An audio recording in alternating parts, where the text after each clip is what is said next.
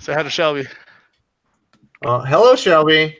Hey, Shelby. To the Comics Aficionados. This is your host, West, as always, and we have a great show for you today. We're going to count down the best of the comic industry 2019.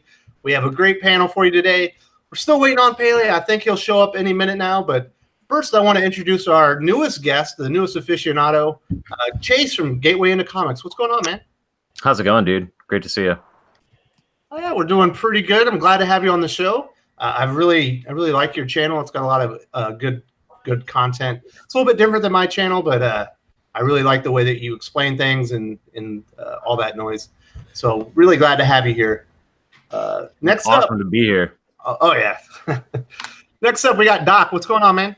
Hey, what up, everybody? How you guys doing this morning? Good. Too bad. All right, finally, we got Lance. What's going on, man? Not much. Just sitting here in Madison, Seattle, or whatever it is. It's raining every single day here. Does anybody else got that problem? It's really only when I bright lived in outside. Seattle. We just got to the rainy seasons here in the Philippines, so I'm digging it. It's been way too hot. I actually like the rain. So, all right. Last but not least, we have the comic industry villain of Twitter, the man who launched 1,000 memes, Jeremy. 1,000 memes.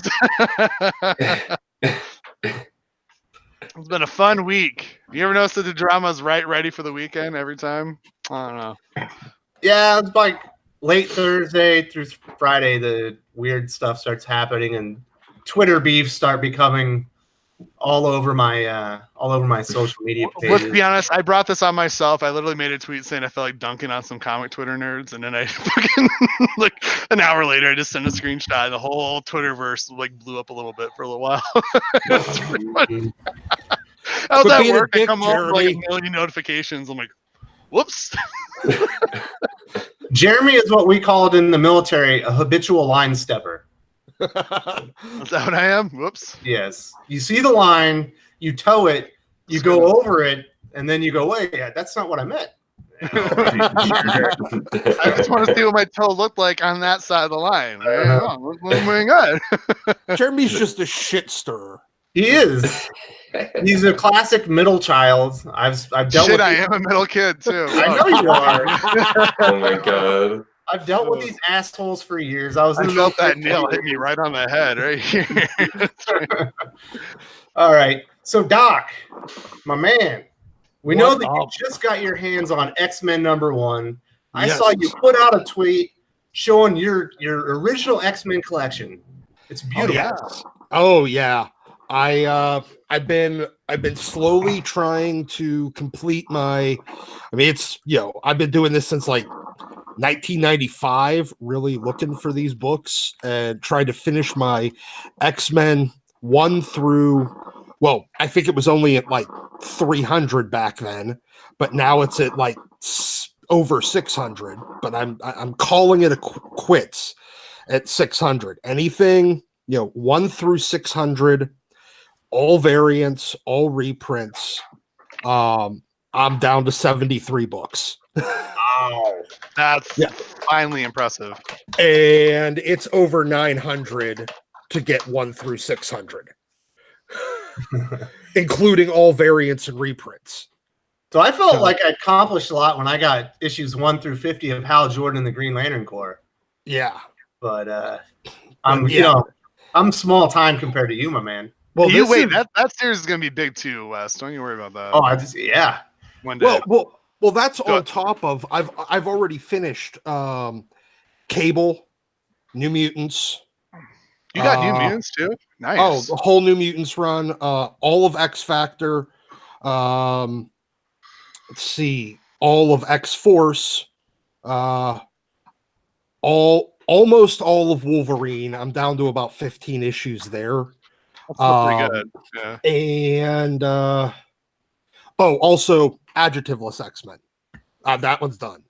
So all the rest of them are done. I just got to finish up the Uncanny one, and then I'm gonna do Excalibur because that's the last one and that's the cheapest.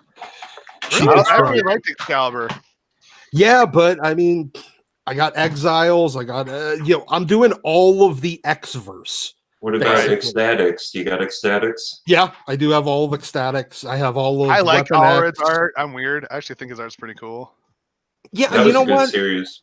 It didn't fit the X books, especially since that turn happened at the same time that Morrison came on to New X-Men and Joe Casey was taking over Uncanny X-Men.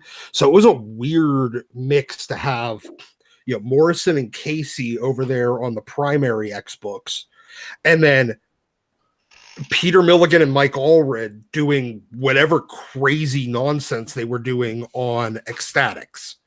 It's pretty crazy and weird, yeah. Yeah, it was. It really felt like the book, because even like Exiles launched around the same time, and Exiles still fit the kind of the regular X books, whereas Ecstatics was just. It was the redheaded stepchild, man. It just did not fit. But it's still a good series. All right, Doc, I got to say this. I don't want to be like this, but I'm going to be real with you. If you don't get the whole Age of X-Men run, then your X-Men collection isn't complete. Oh, no. Oh, my goodness. You got to throw the gauntlet down. Yeah. I have been watching these folks, some of the kind of really far left podcasts, like talk about how it's the best run since, oh gosh, Claremont's run, and I am so weirded out how anyone can actually believe that kind of stuff. No one believes that. Yeah, people do believe that. Chill. That's a complete joke of a series. Everyone hates it. Oh, it's so bad. It's not selling. It's the worst thing I've read in X-Men ever, besides Tom Taylor's Red run. Yeah, I read 2 issues, and that was enough for me. I was like, this is garbage. Yeah, I don't get it. I don't understand what the appeal of it is. It's terrible. It's legitimately terrible, and none of its premise makes any sense. No, it doesn't. What's the defining characteristic of this series? I'm drawing a blank on this. So X-Men psychedelics. Yeah, creates like a utopia for mutants where they're not allowed to touch each other and all this stuff, but they've all been removed from the universe, except for a handful that stayed around in Uncanny X-Men, and it's just stupid. That's the only. Is this that same book with the IKEA ad? Yes, it's the IKEA X-Men book. That's all I can remember. I mean, I just remember DMI showing off panels like, why would anyone read this? It's just like literally empty rooms. Why would you draw this? Blob and Psylocke have like a secret romance together. The only even tolerable book in that whole run is Next Gen. I agree. Because Ed Brissen's writing it, and it actually makes, as much as I think Glob is a useless character, it actually made Glob interesting. I'm getting really sick of every character having to be like Deadpool light. That's what Glob's turning into. Is like, he's another Deadpool. Just shut the. I'm so sick of these characters. Deadpool's not even selling that well right now. Because he's boring. I think it's past the saturation point a little bit. You know what? This is the second time Deadpool's hit its saturation point. I got sick of him 2 years back. It got sick of everybody. He hit his saturation point around 2010 ish when there were like 4 or 5 Deadpool books all running concurrently. The first Kills the Universe, maybe after that one, I was like, and then and they basically shelved him for a little bit. I mean, they didn't entirely shelve him, but he I think, I don't even know if he had an ongoing, maybe he did, but oh no, that's whenever they did they killed him, and then they did the run with that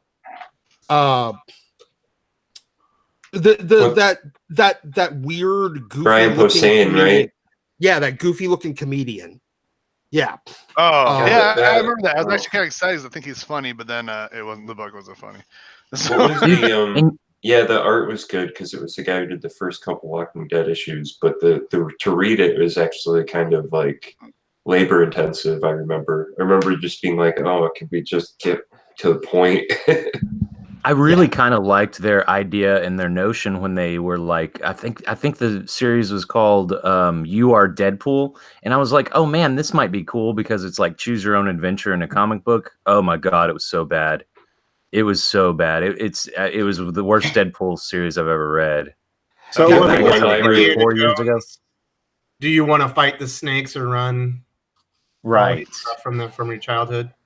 Yeah, I thought, some nostalgia. And then throw Deadpool in the mix. No, it was just really bad. I don't even remember who wrote it. I have a couple issues and then I just stopped buying it because it was somewhere in the depths of my boxes, Yeah.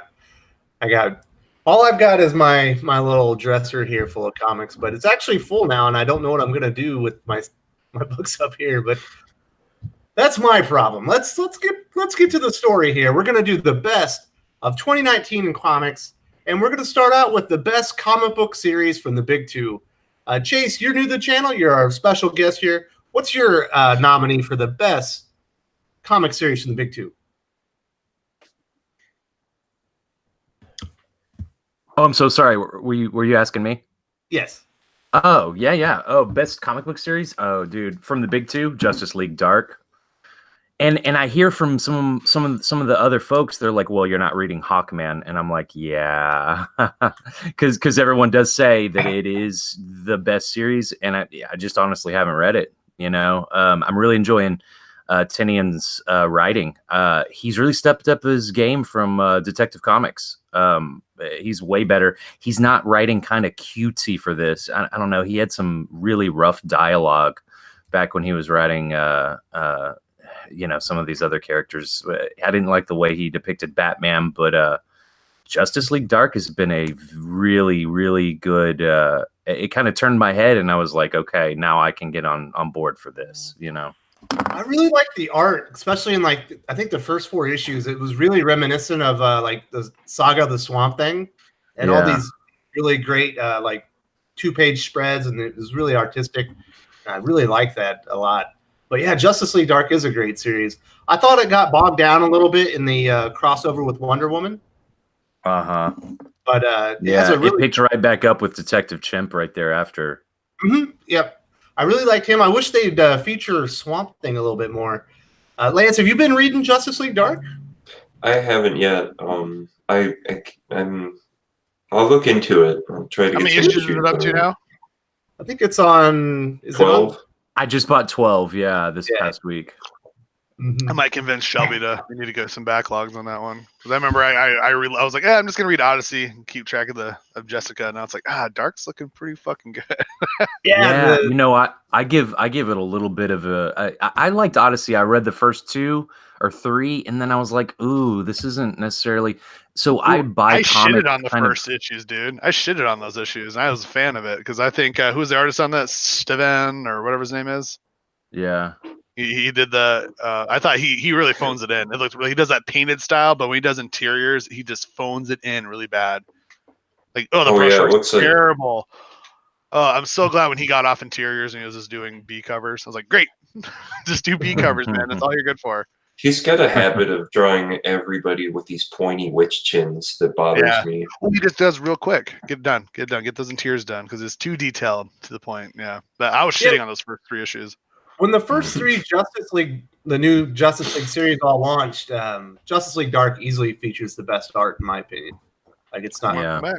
I need that Wonder Woman fix. I love Wonder Woman, and right now I can't read her.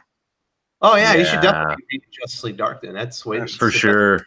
Well, Shelby's been buying the old George Perez book. She came home with a few. I was like, ooh, these are good covers.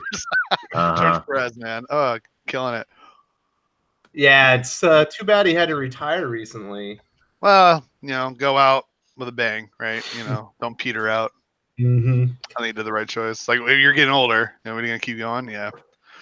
Hey, here's Pele. Here's Pele. Pele changes his profile picture so much, I always have to remind myself. Oh yeah, that's how. Was that you? Were you laughing, Pele? Yeah. All right. You've been reading Justice League I Dark? never hear him laughing. Oh God, he's laughing. Oh no. No, it was just really soft. It was So adorable. have you been reading Justice League Dark, Pele? Yes, I have. Well, I read the first few issues and then kind of I haven't really lost interest. Just haven't had time. I've had like yeah, it's in the pile. It's in the pile. I'll get caught up on it at some point. But because I'm a big Swamp Thing Constantine fan anyway. Mm-hmm.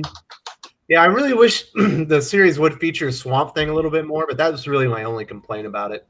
Yeah, that's kind of what I expected it to be, and it didn't materialize that way, and it just became like the Wonder Woman show. So I was going, well, Are they gonna kill Alex Holland and make Poison Ivy the Agent of the Green? Don't say stuff like that. You're trying to get you're gonna get slapped. Get down. Well, I mean, she's reborn now as the big plant monster, and listen, man, You might be onto some, Lance. Heroes in Crisis. We're talking about the best comics in 2019, not the worst. A lot of people bought Heroes in Crisis, I heard. So Ooh. it's Doesn't probably mean one it's of good. them. A lot No, of it people doesn't. went and saw the third Transformers movie. It doesn't change the fact that it sucks. A lot of people went and saw Hangover too, so let's just break it back more. Exactly. Or 3. Yeah, 3 was even worse. So Chase's book as the best series in 2019 from the big two is Justice League Dark. Lance, what do you got, my man? it just wrapped up this Wednesday, and it's getting some negative reviews, but I got to go with Batman Damned. I think it's a terrific read, and I enjoyed it. I think there'll be a sequel series to it. It seems kind of open-ended, but maybe just ambiguous also, which I also enjoy. That was weird, man. That was just like I stopped. I was, what the hell? And I reread it, and I was like, okay, I think I get where he's going with this. And then I read it again, and I was like, I think I know where he went with that. And it's very confusing. I had a lot of customers were really confused, kind of like, what the hell is this? What is this shit? Even if the story, I'm with you where I have to read it again, but even if the story didn't completely tie up every end and make like completely coherent, the art in the oversized format alone, Bermejo, is just it's absolutely stunning. So that guy should be doing a Batman comic just like year round, whatever pace he needs. It's just terrific. Yeah. So Brian Azzarello's writing really isn't my style, but the art is in Batman Damned is probably the best art in any comic on the market. So you guys tell me I missed out by not dipping in on that price point? Well, I mean, it's No, the only thing oversized, stopping me. That like price is magazine too high. format. There's 60 issues, and it's the most beautifully illustrated Batman book you're ever going to see in your life. So yeah, you might have missed the boat on that one. Yeah, well, even from a collectability standpoint, issue 1 is still like $85. Mm-hmm. I'm glad I got one. Yeah, a lot of, I mean, everybody out. Which version, Bat Dick or not Bat Dick? Which one's expensive? No, I mean, well, all of them are Batwing. It's the only. I thought they reissued it with no Bat Dingy. Only on digital. Oh, digital is out. Okay. So Doc, you were trying to get a hold of issue 1, correct? I contemplated it, and then once it hit $50, I said, you know what? I don't really care that much. And I was trying to get you one here in the Philippines. I was going to ship it to you, but my store had already ran out. Yeah. For some reason, the Jim Lee covers worth a lot more, and I think they're equal printings, though, because every time I go to a shop, the Jim Lee cover was 50-50. Are they not? Really? No. The original cover is like the original cover is 85. Jim Lee's 75. That's what typically it tracks around here. So the Jim Lee's the one with the pentagram and stuff on it, right? And that's a good one. The cover he did for issue 3 is garbage. I looked at it, I was just like, oh, that's terrible. But like the first one he did was really good. That was sweet. The second one was okay. The second one was okay. It had Batman standing there, and had like a brownish kind of background. It was like, it's all right. The third one, he tried to do a Batman Swamp Thing mix, and it was terrible. It's like, Yeah. it's like, For what me, am I like, looking? He tried to insert Swamp Thing in the random spots, I think. I think Bermejo is kind of like Clayton Crane for me, where he's one of my favorite artists, but you never get to see him do interior art. So, Damned has like been a real treat for me personally. Mm-hmm. Yeah, it's like the way Kingdom Come was when you get to see Adam Hughes really, flex. And you get to see this beautiful painted series that you'll never get to see again. Mm-hmm. That's why I wish these guys who are like moved on to cover art and stuff, like Brian Boland, I wish he'd just do interior like 1 page a month, just like, and then maybe after 10 years have him give me a comic, Like, Yeah, that's why Black Label sounded so cool, because you get some of these slower artists that do more in-depth kind of visuals. They were going to have a chance to shine, but it sounds like it's just becoming DC Vertigo with Andy Corey and after Vertigo got canceled, and then they just opened up the floodgates and started putting all this trash into it. Oh It was just- God, Yeah, Yeah, I'm worried about the future of Black Label right now. shit label. Vertigo. Some of the Shit new label. books they just announced will look really good. Do they? Well, that's I didn't even good. look. There's Which one stands out to you, Lance? Eileen. We have Mike Carey and Peter Gross, who did The Highest House from IDW, which I loved, Great and series. they're doing a series for Black Label called the Dollhouse or something, and that one's gonna. I'm getting the name wrong. I should have written it down, but there's a number of titles. Then there's a high fantasy Conan-esque type of thing coming out. That sounds up your alley. Yeah, That sounds like a Lance book right there. and it's got that mature rating, so it's kind of got that Elric hard edge to it. So Might see I'm some gonna look intertwine. forward to that. All right, so Lance is saying Batman Damned. Jeremy, what's your best comic series from the Big Two 2019? Best series? Mm-hmm. I'm gonna have to go the one that made me laugh the most. That came out. It's kind of a bleed over from 18 and 19, but I have to go with Die Die Die. This series What? made me laugh my ass off. That's not Big Two. Oh, Big Two. Whoops, my bad. Back it up. Hang on.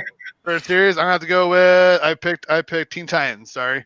Oh yeah, Teen Titans is great. Oh, good. I've been loving the shit out of Teen Titans. I know people are pooping on Crush, Crush stuff, but I kind of pooped on her too. But I'm starting to turn around and kind of liking her a little bit more. Loving it. I never understood that. I mean, I get the whole thing. Oh, it's the backlash against Wham and stuff like that. Everyone. I know, like Philly, Dark Philly, having a female tank. Well, she's like Having a Lobo female should be the tank. only. Yeah. But I like her. I like her. I'm starting to like her a bit more. Yeah, I do. Maybe it's because I've been reading it, and I was like, I just think everyone's cool in this book. It's a great series. I like that Damien has his own little prison that no one knows about. It's really, I'm loving every time Teen Titans comes out. I get look forward to it. Yeah, I thought the last issue was the best one of the series so far with the new cast. And, I'm not quite ready yet, so. Sitting right over there. So that's the as soon as we're on the stream, some books are gonna get read. So I was about to make a comment about Lobo, and I was like, "Oh, hey, you don't read that." I know he's coming. Obviously, because I've been reading it, but it's coming. I'm reading it right now. Wait till that loving that. I'm sweet sure mother, that sweet daughter, father-daughter reunion. I'm looking for. I already have it kind of pictured in my head. I'm looking forward to it. So I've been loving it. People should give Teen Titans a chance. That's all I'm saying. That's really the relationship between Roundhouse and Kid Flash. And I hated Roundhouse, and I kind of like him. I thought he was a piece of... When he takes Kid Flash home for dinner, he's like, "Listen, my mama puts too much salt on anything. If she's gonna ask if you need salt, you don't need salt. Whatever she puts, you eat it." Like, fish isn't really my thing. And he kicks him.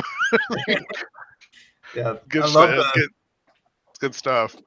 Good villains. Again, Deathstroke showing up as a villain. I like him. I was reading that Terminus Agenda, and all his books were really bad. Really, especially the prologue. You don't need to read the Terminus prologue. It was lame as hell. Like the Teen Titan Agenda ones are really good. All right, so Chase, you haven't been reading Teen Titans? I haven't, but I've heard excellent things from probably about 5 or 6 people that I really respect, and now 7. So that's great. Yeah, I may jump on the trade 6 you eventually. really respect, and then some guy on a stream you talk to because he's a some villain. some dick on the internet. But no, if you get a chance, just jump on whenever. It's pretty easy. It's good stuff. Damien, It does look asshole. great. Yep. Oh my God, Damien. Jesus. He's a psychotic. He's a psychotic. He's insane, little bastard. It's like There that was Al one Ghul. scene, That I Al like Ghul blood is coming out, and he's like, ugh. Oh yeah, he's not your typical Robin that you think of in your No. head. Like you think Dick He's Grayson, a I think Robin. When I think of this, I think of Damien. I don't even consider him Robin sometimes. You know, he's really made the costume his own too. Like that's Damien. Holy fuck, you know. But I remember when he took his visor off and like it showed that Deathstroke like broke out. I was like, oh, that's kind of cool. I like that. That was neat actually. I wonder if they'll do a Teen Titans spin on Batman 666 with him and the team in that universe. You know, that'd be kind of interesting. I'll read it. Teen Titans are cool. It's funny because I tried reading Titans and Titans was not very good. Did that get canceled yet? Not yet. Yes. Some of the 3D art, 3D Mm-hmm. tracing art that you could see was really bad. Actually, I don't even know. I have not even paid attention I think to they it. announced it about 8 weeks ago. So Yeah. it probably has I'm not even another paying issue left, but it's All-star team of characters too. You had Nightwing. You had was it Miss Martian or whatever her name is? I forget her name. It's a good team there. I was like, oh, I was excited to read it, and then like the art was poop, the story was dumb, and I was like, I'm done with that. too much conflict for me. But so in the chat, Bavarian Rev says that she picked up issues 1 through 12 of Hawkman for $10. That's good job. crazy. That's really Isn't cheap. that Yeah, that's a good buy right there. I'm spending twice that to get one issue at a time. Hawkman's amazing. Issues 1 Yeah. through 12 are one of the best complete stories you will ever read. From Marvel, DC, Image, no matter the company. I will put It's it. It's shocking. Yep. It's It's shocking how many ridiculous that people DC's not started using out. these characters. Like Hawkman's a great, solid character. Hawk Girl had a great presence on the Justice League cartoon. Utilize this. Go for it. Make these books. Go. So what were you Take saying, advantage of Baylor? that. It's just shocking how many people were buying the B covers just because they're gorgeous B covers when the series started. Mhm. There's like these beautiful painted B covers, and it's like, damn it, read the book. Just read it. Open it up and read the book. I like, yeah, And, those covers are always Hawkman, like in some just total like him versus a giant monster, and he's just gonna leap into his It's death. always a dragon. Awesome.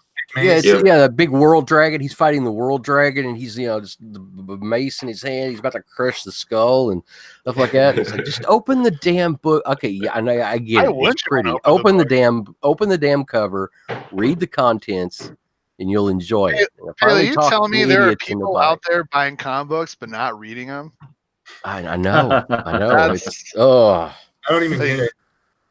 I mean, I know That's I've got a really I'm thick guilty. piece of art right here. You know, I have a backup. Guilty of just keeping like huge. I know I'm guilty of keeping a huge backlog of comics that I intend to read, but I do intend to read them.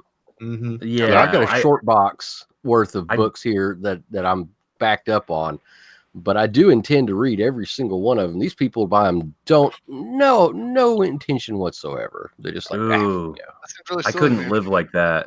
I even when I do buy a book to hate read it and throw it away or destroy it, you know, I'll still read it.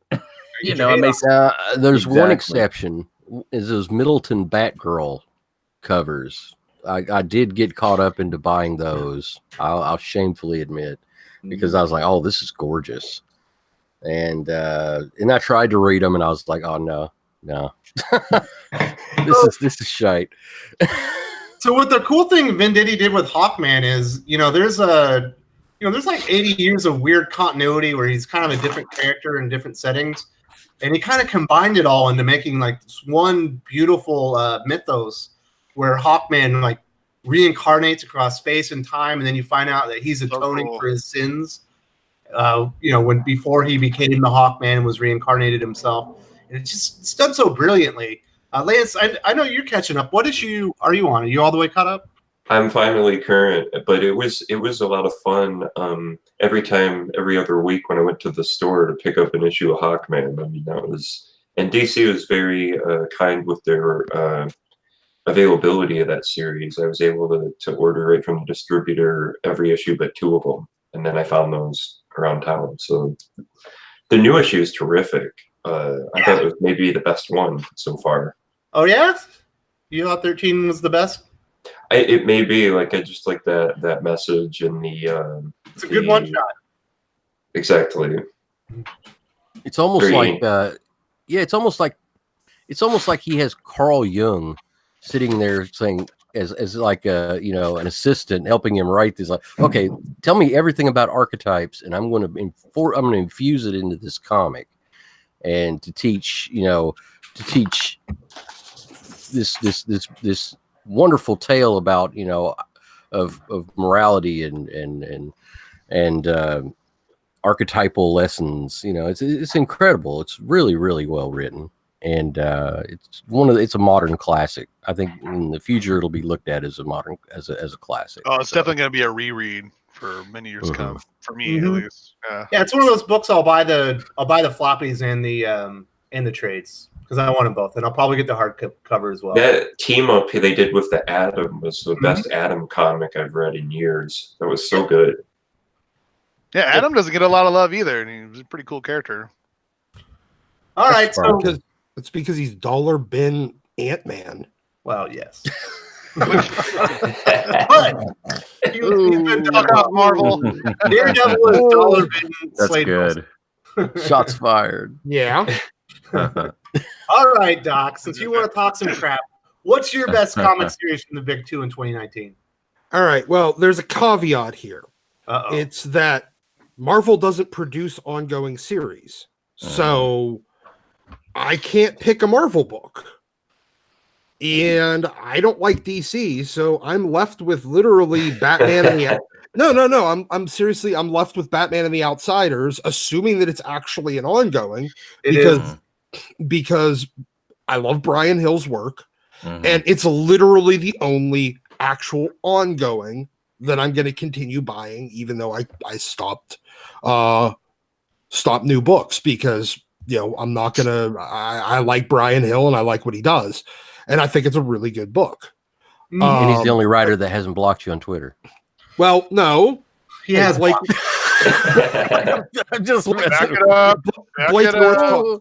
Northcott didn't block me yet either. Oh, okay.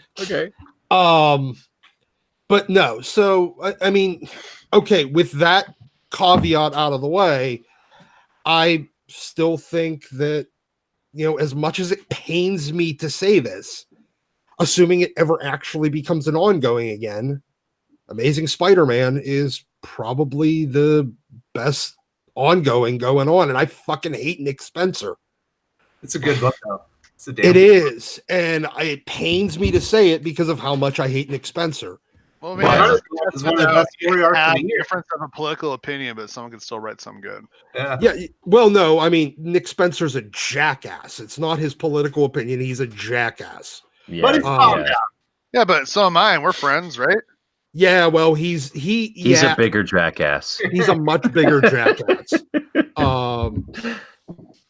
But no, Remember his Twitter page when he would be up till 5 a.m. just arguing with people, acting like a nutter. Just nuts. Go to sleep, buddy. Yeah, get some fucking sleep, you commie. Hey, you got a helicopter ride in the morning, buddy. It's free. It's free.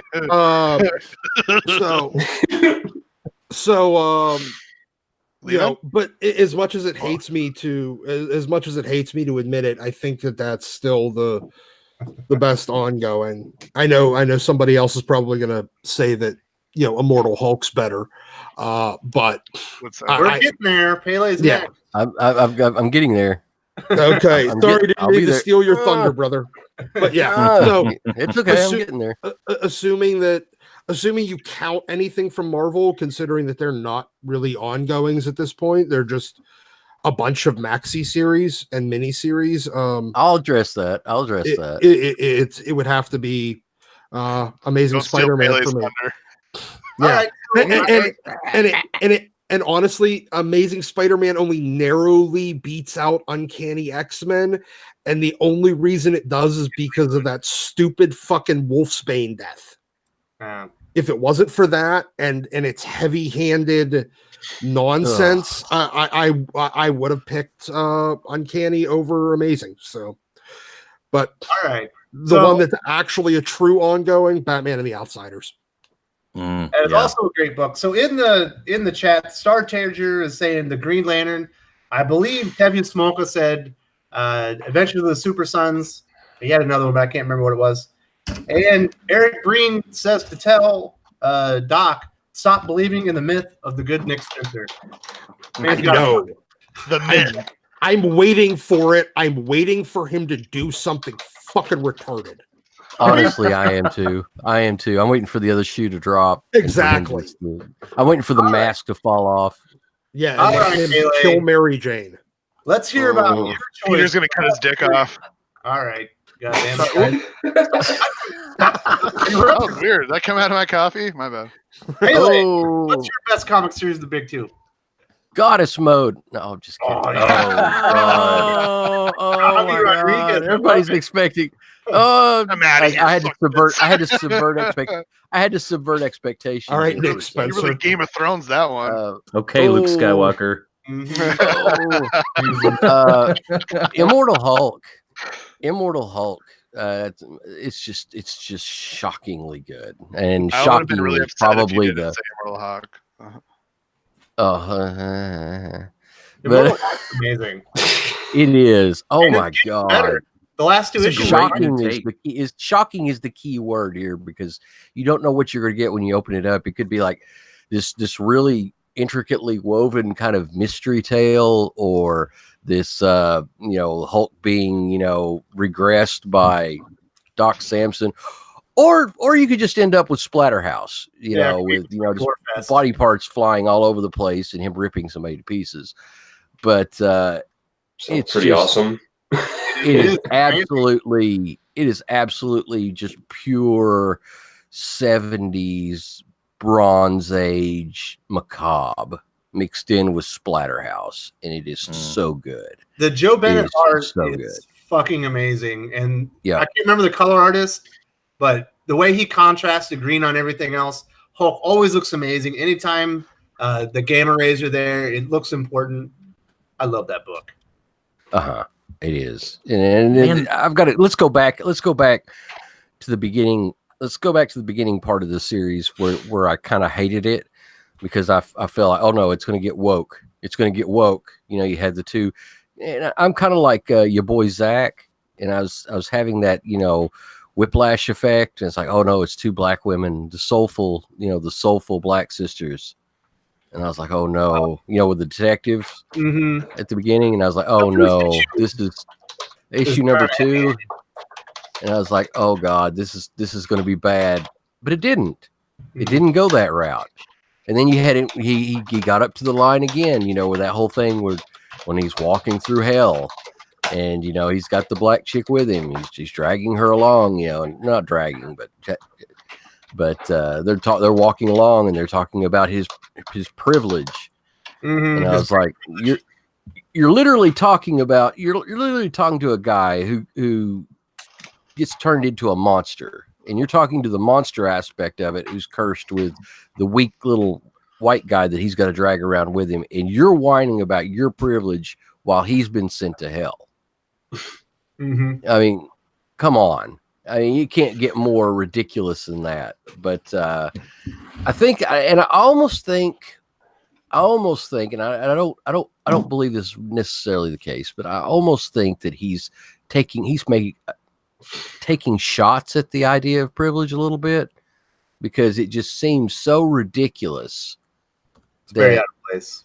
Man and woman. Maybe he was actually.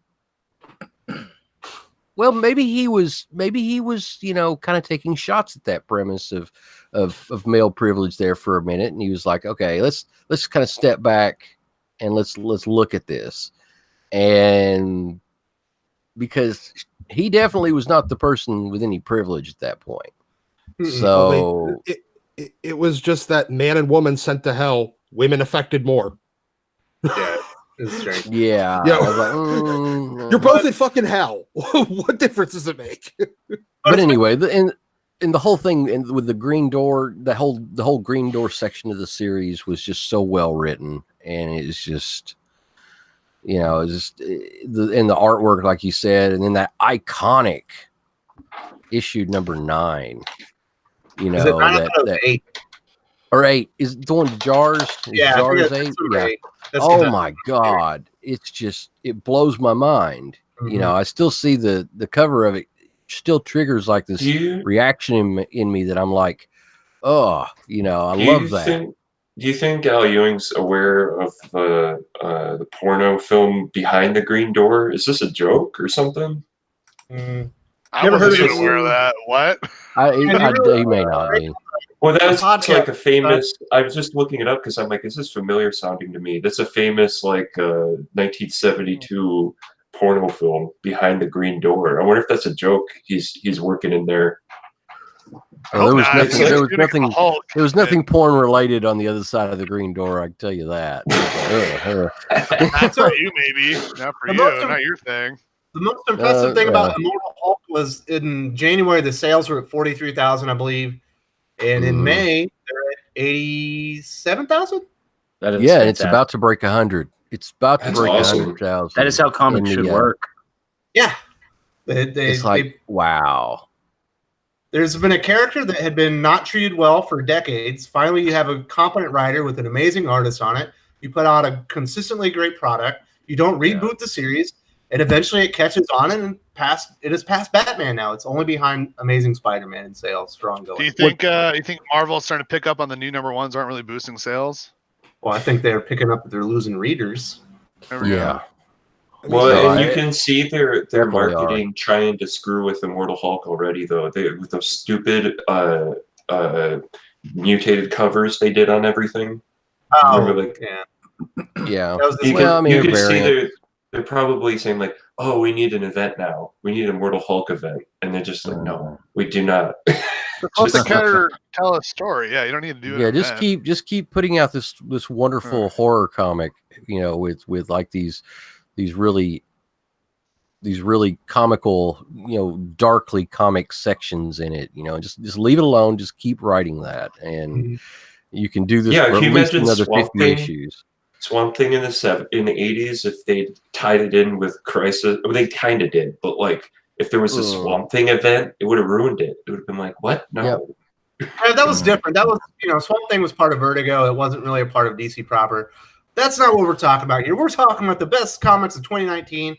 I had 2 other big 2 comic series on my list. We're not going to talk about them, but they were Doomsday Clock from DC Comics and Daredevil. All right. Now we're moving on to the best comic series on the indie scene. Jeremy, what's your comic book? Well, I guess I already farted it out, but I really, really did like Die, Die, Die. Despite it really kind of going down on Obama's dick near the end here. I don't know if anyone read it besides me. No. See, I thought that was a satire and hilarious take on. Well, it was still funny. Like I didn't see it coming, but so many laughed. They had Obama basically become a fascist, tyrannical little asshole, and he just does a third term and starts running tanks down streets. Off the camera for the press release. Yeah, it made me laugh. It just made me laugh. I mean, they got this whole hope thing, but they do the whole die, the whole hope poster, the whole 2 colors. But yeah, it was really funny, really gory. It hit all the little niches that I like. It was hilarious. It was fun. It was a good read. I don't know if they're going to do any more. I know it's on hiatus. They don't show the next issue here. Usually they show the next issue on the cover, on the back cover. Right now it just shows volume 1. So it's like, are they done? I'm not sure. So the way Kirkman and his art partner on that one, they have like 8 comics fully finished before they start releasing them. Yeah. Well, I know I'm pretty sure they're talking with Netflix or Hulu right now to get a fucking whatever, get a movie or get a show series going. But I did enjoy it. If you see it, grab it. Maybe get that volume 1 that's coming out. Oh, absolutely. That was my indie pick. You like horrendous amounts of violence and terrific satire. Disgusting amount of violence. Like to the point I had to go, oh, gross. It's not as bad. Keep reading. It's so good. Yep. So does anybody else have something to say about Die, Die, Die, or are we moving on to the next I don't know if a lot of people read it. I think that was kind of I just like Kirkman. I read the first I like, couple issues. I read the first couple issues, and I was like, no, it's not for me. it's pretty gross. It's a weird marketing. Basically, they just ship the book without telling comic book stores. Yeah, that it that's was what coming. David told me. Like out of nowhere, he's like, "Yeah, I got this Kirkman book. Jeremy, did you hear about it?" Because he knew I like Kirkman. Like, what? I didn't see it at the LCS. Like, yeah, they didn't like put it in Diamond or nothing. I'm like, what? Listen or anything. So I don't think they're ever going to do that again because I don't think it was very successful. But Die, Die, Die is a great book. Lance, you are the king of the indies, my man. What is your series? My best indie series this year would have to be Fearscape from Vault. That was absolutely terrific, well drawn. The writing, you could tell, was tightly scripted and had gone through a couple drafts. It was very well written, and it wrapped up a 5-issue series, and then it sounds like they're going to come back maybe after a little hiatus. So definitely check out Fearscape. I'll check it out. How many issues are there? I believe there's 5, and then That's it. I can make that work. Vault Comics. Yeah, the trade just came out. So yeah, you know me. Or you like the issues? I want them flappies. I want them flaccid. That's my thing. That's my fetish when it comes to comics. I looked it up. That's what I hate about this show, guys. You keep making me want to buy stuff. You mother. And it has some joke. It has some terrific jokes about high fantasy type of stuff where it's like this guy gets sucked into this fantasy realm and is going to be their champion, but he really just kind of like he's not the chosen one. He's just like a kind of a what do you call that? A shyster who's kind of like, no, I am the chosen one. And he's just kind of cheating his way through the whole like kind of labyrinth game type of scenario. It's kind of funny. What was the name again? It was Vault Fearscape. Okay, cool. I'm just gonna look it up and see if I can find their issues. Sounds cool. Sounds like right up my alley of stuff I would like to read. I didn't even see this book anywhere. Vault's having a hard time launching. They're having a hard time getting people to realize their stuff's out there. But I think if they keep the quality up, that will all come. Well, I need to talk to my LCS and start. Hey, order these for me. You know. Was that yours then? I guess we're moving on. Oh, we lost West. I think we lost West. He'll be back. Now, so you guys want to talk about Swamp Thing? Because you won't let us talk about Swamp Thing. He shut that down quick. Yeah, we're not talking about fucking Swamp Thing. Fearscape #1, $8 on eBay. Oh, wow. No, the one thing with Vault though is they're another one of those that every so often will pop up and decide to virtue signal and yell about Comicsgate and call consumers racist and sexist. I'm pretty sure the series Wasted Space is a SJW series, I think. Yeah, so well, I don't know. I don't know fuck all about Vault. All I know is what I've seen them pop up and do. Now the one that actually, the one thing that I think we should talk about. Oh wait, Wes is back. So now we're gonna let him continue. Hold on, Lance. I'm seeing a cover called. They're like a variant cover for #1. It just says it's black. It's got white text in the middle, and it says "Fearscape isn't." Is that an Am King homage? Because I'm gonna we'll piss you out that. There's some jokes about they actually kind of make jokes about Tom King. They made fun of him in the first issue, where they said, notice the 9-panel grid. It invokes greatness, but it doesn't necessarily mean it's great. It's just trying to imitate what has gone on before. So, I think that's a joke. This whole too. Fearscape is a joke on the whole Dark Seed is. Yes, I think so. Okay. All right. So in the comments, we've got Eric Bream with Criminal. I agree. Heavy Smoke with Birthright. Star Trader is saying Spawn and Wrong Earth. Both great picks. Kevy's also saying Spawn, but if Sergeant Bance is here, I want him to pick it. Mango Bed is saying These Savage Shores. Dominic Powell is going with Birthright as well. as well as Middle West and Black Hammer and Die. Probably going to talk about that in a minute. And Tevye is also going with Birthright and Black Hammer.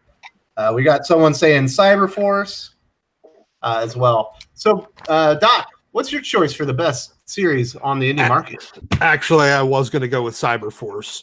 Go with it. It's also, another Brian Hill book. It's kind of a reboot of Cyberforce, but it also has, there's time travel elements so that it kind of that Kelvin timeline, Star Trek / Terminator thing, where it actually gives a lot of origins of all the Cyberforce characters, but it changes them a little bit because one of the Aphrodites from the future, I think it's Aphrodite 9, comes back to the current period, and Aphrodite 5 is also in the current period. Mm-hmm. So Aphrodite 9 is the one trying to kind of redirect the origins of Cyberforce so that so that they get their freedom from cyber data a little quicker, but also make them more badass. Mm-hmm. It's good. I like it. He also rebooted Aphrodite 5, which was I guess a new incarnation of the character, and it was a great little. I think it was a six issue series. 5 or 6 issues. It was also really well done. I'd like to see. Honestly, I wanted Brian to take over the kind of the Top Cow Cyberforce side of the Top Cow universe, because they kind of have like those two, that split between the Darkness and Witchblade and all the more metaphysical supernatural side. And then you have the Cyberforce side, which is it's basically its whole other universe because it's a kind of dystopian future with a Skynet-like AI kind of taking over, but they haven't slaughtered all the humans yet. Nice. That sounds fantastic. So the Cyberforce side is, I've always liked that a little bit more than the Witchblade Darkness side of their publishing line. And when I saw Brian Hill doing both Aphrodite 5 and Cyberforce, I was like, yes, let him just take that whole side of their publishing line and run with it because the way that Cyberforce is done, it's almost an X-Men 80s X-Men Outlaws kind of title. It has the potential to be that, and let Brian Hill run with that for a while. But I think Cyberforce ends at issue 12, which I'm kind of bummed about. Absolutely, yeah, he's been killing it with some of those Image books. I believe his next Postal series comes out next week. If you're interested in some Brian Hill indie comics, so Chase, I know you're a big fan of indie comics, probably a little bit more of a fan of indie than the big two. What's your best series on the indie scene? Oh, dude, man, I'm thinking that Middle West is absolutely killing it. That is my favorite series right now, period. I just love it. I think that Scotty Young's writing is a top tier. He hides his structure really well. And so the story is fluid. He doesn't throw in a ton of extra dialogue. And dude, Jorge Corona, I think it's Jorge or George, but man, his art's incredible. I would have to say this is probably my favorite book of the year so far. If I had to say out of all floppies that I'm buying, I love Middle West so much. That's Image as well? It is. It sure is Image, yeah. They're on number 8 right now, and I haven't read 8, so no spoilers. I haven't read 8 yet. This is going into my notes of what to read. I've been hearing about it, but I haven't picked up the book yet. It's really good. It really reminds me of, if I had to say that it was a specific genre, it kind of reminds me of like a kid on a quest kind of story. And, a prodigal son that has problems at home, so to speak. It really speaks to those kind of childhoods.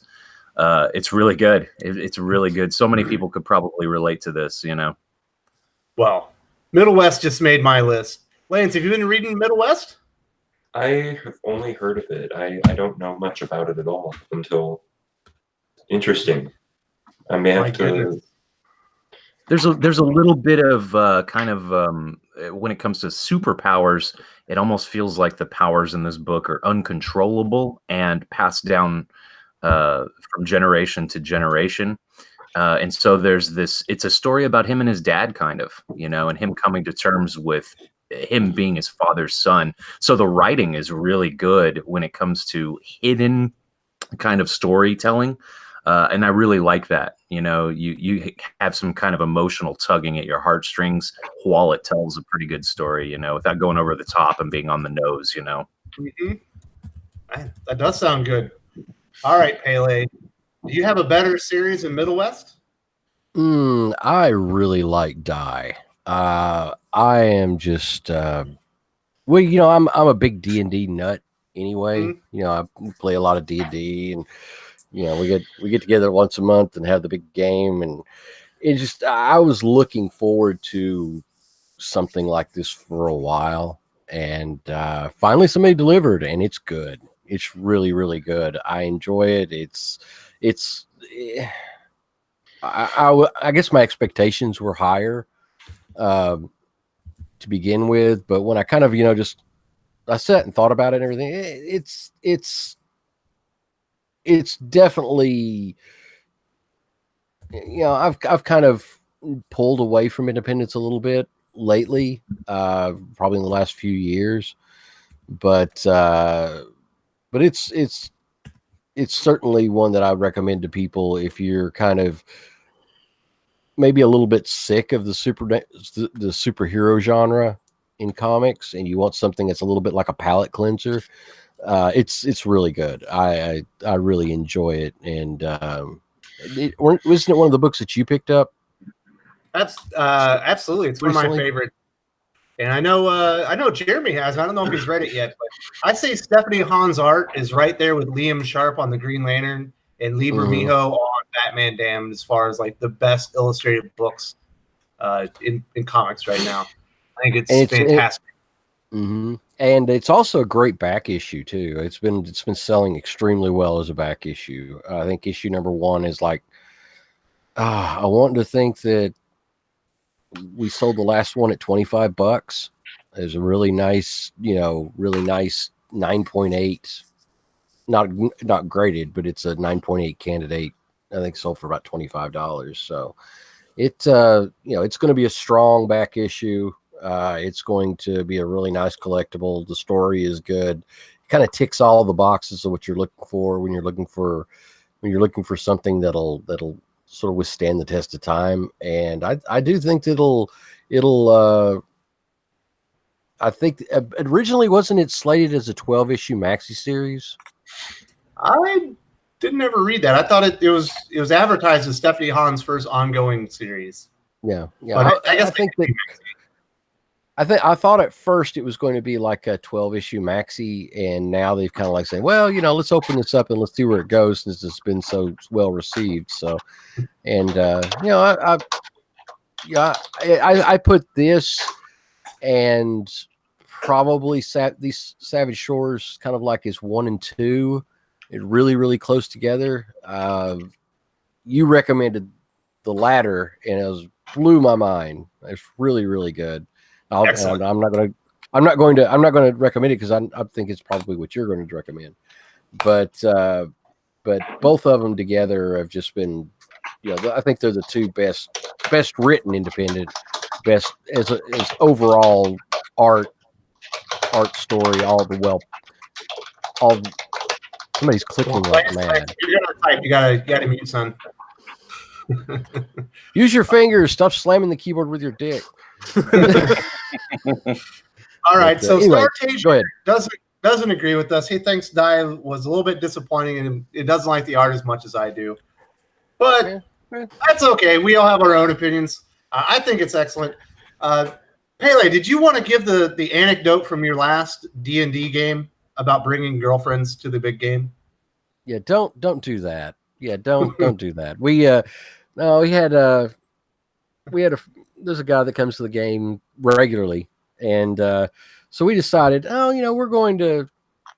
He just decided he was going to bring his girlfriend anyway, and we had like this big dinner planned, and we had, I made this really awesome dinner, and we had some Wagyu beef, big prime rib fixed up, and as soon as he heard about that, he's like, "Oh, I'm going to impress my girl, and I'm going to bring her." So and she showed up. I'm not going to say she's fat. She's a big girl. She's a healthy girl, and Healthy. And she could eat At any size. And boy, she did, because I was planning on having some leftovers so I could have some really nice prime rib beef sandwiches. No. She probably ate about 2.5 pounds of beef by herself. Are you kidding me, man? That's as much as I eat. And oh yeah, and she's, and we're talking like $60 a pound here. So because Wagyu beef is not cheap, and I was doing this as just like a really nice gesture for my employees, because they're also the players in the game. And she just kind of pigged out, and she ate everything that was left. She just kept going back, and wow, give an inch, take a mile. Holy crap. And then she's like mocking the game the entire time while we're trying to play, while she's eating on the couch. That's rude. She spills her drink on the couch. She's like, she figures out that there's kind of an open bar situation, while we're playing, only in moderation. But she's never heard of moderation, obviously. No, she ate 2.5 pounds of meat. She doesn't know what moderation is. And she's like, oh, no kidding. So she's sitting there drinking like Grand Marnier and Coke, and she makes what? She makes Coke with what? That's not a drink. You mix that with ice cube. Yeah. Yeah, I put ice on Grand Marnier. You can have some Black Label whiskey with your Coke. That's exactly. I know. And she's like drinking almost like half a fifth of Grand Marnier with it. And it's like, really? So she gets sloshed. She's like she's like getting on the furniture. She spilled her drink on the furniture and stuff. And she's like shitting on the game and making jokes and stuff like that. I mean, was your friend like kind of embarrassed for her? Like, I don't think he was excited he had a girlfriend. Yeah, he was just excited he had a female, I think. I would take her aside. Like, you need to like dial it back and behave yourself. These are people like, And you can't imagine that her clothes made it through without a bunch of sauces on it too, right? I mean. Oh yeah, she's like covered in sauces and shit, and she's farting. She's like sitting there farting on the couch and stuff like that, and like this. Oh my god! Excuse yourself in the bathroom. You're a guest. Holy shit! So she's I'm an asshole. At least I got some. So finally, my wife has had enough, and she's like, hey, I think her name was Candace. She's like, Candace, come here. I need to speak to you for a minute. Like, so she dragged, and I'm like, oh shit, Danielle is mad, and when Danielle is mad, the shit's gonna get real. And you're a guest in the house. Be on your best behavior. Holy shit! So she drags the chick off to the side, and it's the last I saw of her. The story had a happy ending. Okay, I believe that's a confession. My prime rib sandwiches the next day. All right. Let's get back to the list. So we've heard everyone. So anyway, she drags just one quick. She drags her off, and I find her later on. We find her asleep, covered in like her own piss, because she apparently passed out. Oh my god! And so did he pick his girlfriend up from the street? What the fuck? She's passed out drunk on the floor in the guest bedroom, in one of the guest bedrooms, covered in her own piss. She apparently had thrown up into the trash can. At least she didn't throw up on the floor. And that's the last I've seen of her. This isn't like a house party. Oh my god! What the? That woman was a keeper. I don't care what any of you guys. And the worst part, he still went out with her again. So to this day, I know he went out with her again because I saw her at the shop later. And he's like called her his girlfriend. I'm like, are you really that desperate, man? Do you Well, Can you really imagine really- how gross her apartment is? Oh God! I think Brianna Wolf is on to something. She's likely an import from Florida. And Bailey, your buddy's girlfriend made me feel like I just knocked it out of the park. I got this very neat girlfriend that doesn't like to piss herself. I feel like I really gotta, Actually, she's from Michigan, I believe. She's from Michigan, I believe. So it's even worse than Florida. I think she's lying. She's from the hell. That's disgusting, man. Yeah, All that's right. nasty. Anyway, go ahead. back- Go ahead. my best comic indie comic series. Die was mentioned. Spawn, I think, is amazing. Criminal has been one of the best comic books, period, for Image. But my favorite comic series besides Die that's on the indie market is These Savage Shores and Vault Comics. It's been amazing. It's one of the best written books I've ever seen. It's basically, I don't know if it's Ram V or Ram 5. I don't know who the guy is, but he's basically what Tom King wishes he was. He's Confident writer. Ooh, yeah. he's an amazing writer. He can write in prose and other narrative forms that are outside of like typical storytelling. It's amazing. It's beautifully illustrated. It's vampires versus ancient Indian like demons that I've never heard of, and I can't recommend it any higher. I know, Haley, you said you liked it as well. I know, Lance, you got it on order, but you haven't got it yet. But Yep, I'm waiting for him. It's like illustrated. It's not like a comic book. It's more like illustrated literature. Exactly. It's like kind of Excellent. explain it to people. It's like it's illustrated literature. It's like the way it's like if you really took like a really adult version of Classics Illustrated, that's up to date, well written Classics Illustrated kind of situation. It's Illustrated really, literature is really like good. what I would describe comic books if I was embarrassed that I read comic books. But, I and don't this read would comic really books. be I and read this really illustrated is. stories. What are you talking about? And this Sitting there really holding is an what it- issue of Major X and being like, it's illustrated literature. Shut no. up. With the Simpsons comic book guy. That's what that sounded like. Anyway, go ahead, Wes. Tell everybody what. It's much closer to like a Bram Stoker's Dracula than to like a Major X. It's completely on another level. The narration. Oh no, I was just joking because you were talking about people who, when you explain you read comics, are just saying that about everything. Like it'd be kind of funny. But yeah, I'm checking. I can't wait. I say don't Everything be they say about it sounds amazing. That's Why 2 your Vault comic comics in one stream. That's pretty good. Claim it to your friends. All right, next category. Where are we at? Okay, Best best miniseries 2019. I had this category after the fact. Actually, Doc, I think I know where you're going to go with this one. What's your best miniseries of the year so far? Major X. Oh shit, that's not where I. Major X is all right. All right, so you like Liefeld's art in the story in that one? I do. I mean, I like Brett Peoples. I like Rob Liefeld, and I like Willis Portacio. I mean, what the hell else am I going to expect? I'm going to expect over-the-top nonsense that is time travel shenanigans and Liefeld kind of going back to the well and using designs that are obviously based on something else that he refuses to accept, or something based on something else. Absolutely.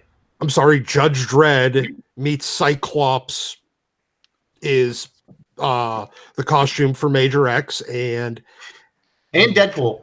yeah, and Dreadpool. Yeah, it's a Dreadpool. Yeah, except it's red instead of orange. yeah. So I mean, look,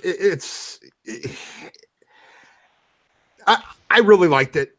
Fun story. It's complete crazy nonsense. So yeah. All right, so there's Doc's pick. Chase, what's your best miniseries of the year so far? Oh, dude, this is oh man, it's gonna be my favorite series of the year, no matter what. I can almost guarantee it because I'm a really big Spider-Man fan. But dude, Chip Zdarsky and Mark Bagley are absolutely killing Life Story. Absolutely. Every time I so hear good. good things about this, blows my mind because I always picture Chip and the sex criminals showing his butt off, and I'm like, really, that guy's a good writer now? Blows my mind. That's really funny. I thought He's sex writing criminals was Spider-Man.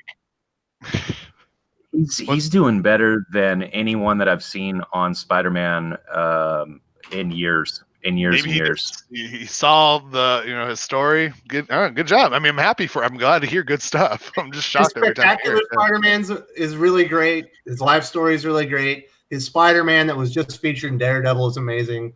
It's just cool because I was picturing when everyone told me Chip Zdarsky was doing Spider-Man. I'm like, well, that's fucked. And now I'm hearing all this great stuff. So I'm so happy to be wrong. Happy to be wrong about that. Mm-hmm. Yeah, I had a mixed perception in the beginning because some of his stuff has been less than good in the past. I remember one scene in Sex Criminals where the one guy stopped time after fucking his girlfriend. He pooped in a potted plant. I'm like, I am reading this, and we're gonna do that now. Okay, we're done. Somebody lent me that back in the day, and it's just unreadable to me. It was pretty bad. The art was weird. Well, all Sex Criminals was Matt Fraction and Kelly Sue DeConnick's like bedroom role play in comic form. There. Come on, Chip. All right, we're not talking about Sex Criminals. We're talking about the best miniseries. All right, does anybody else want to say anything about Life Story?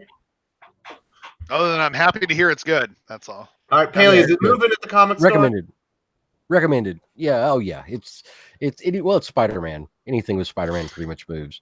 But above and beyond that, a lot of people have come forward and talked, and they really want to talk about the series. You know, they're kind of it's achieved this kind of, life of its own in a sort of way. People are just want to sit around and they want to talk about the series, and they want to talk about the differences between what we're used to in the story, in the traditional storyline, in the regular storyline, and what's here. So in Life Story, so it's definitely anything that gets people talking and gets people interested. As far as in any way, I try to pay attention to, because comics in a way, people are polarized in that they either it's 616 or bust. And anything that kind of pulls them away from, looking at something different or whatever, I try to pay attention to it and see what's going on. And it's been hot. No denying it sells really well. So yeah. I've enjoyed it. Definitely one of my favorite books.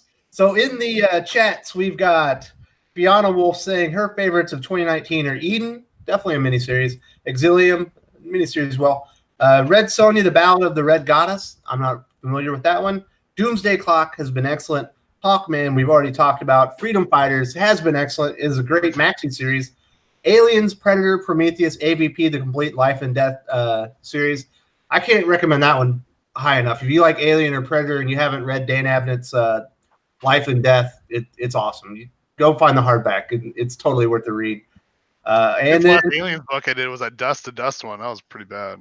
Mm-hmm. Yeah, this is way better. This is far superior than any of that. Or that last Predator Hunt one. What was that, Predator Hunt or Hunter 2? Whatever it was. Oh, I didn't like Predator Hunter 2. It was really bad, yeah. And then Dave Ass Sandwich says Freedom Fighters as well. What? Back it up. What was his name? What? Who's this gentleman? I think it's Asanowitz, but he says you can call him Ass Sandwich. You just call him Ass Sandwich. Yeah, nobody can pronounce his name. He's here every week. Nobody knows how to pronounce his name.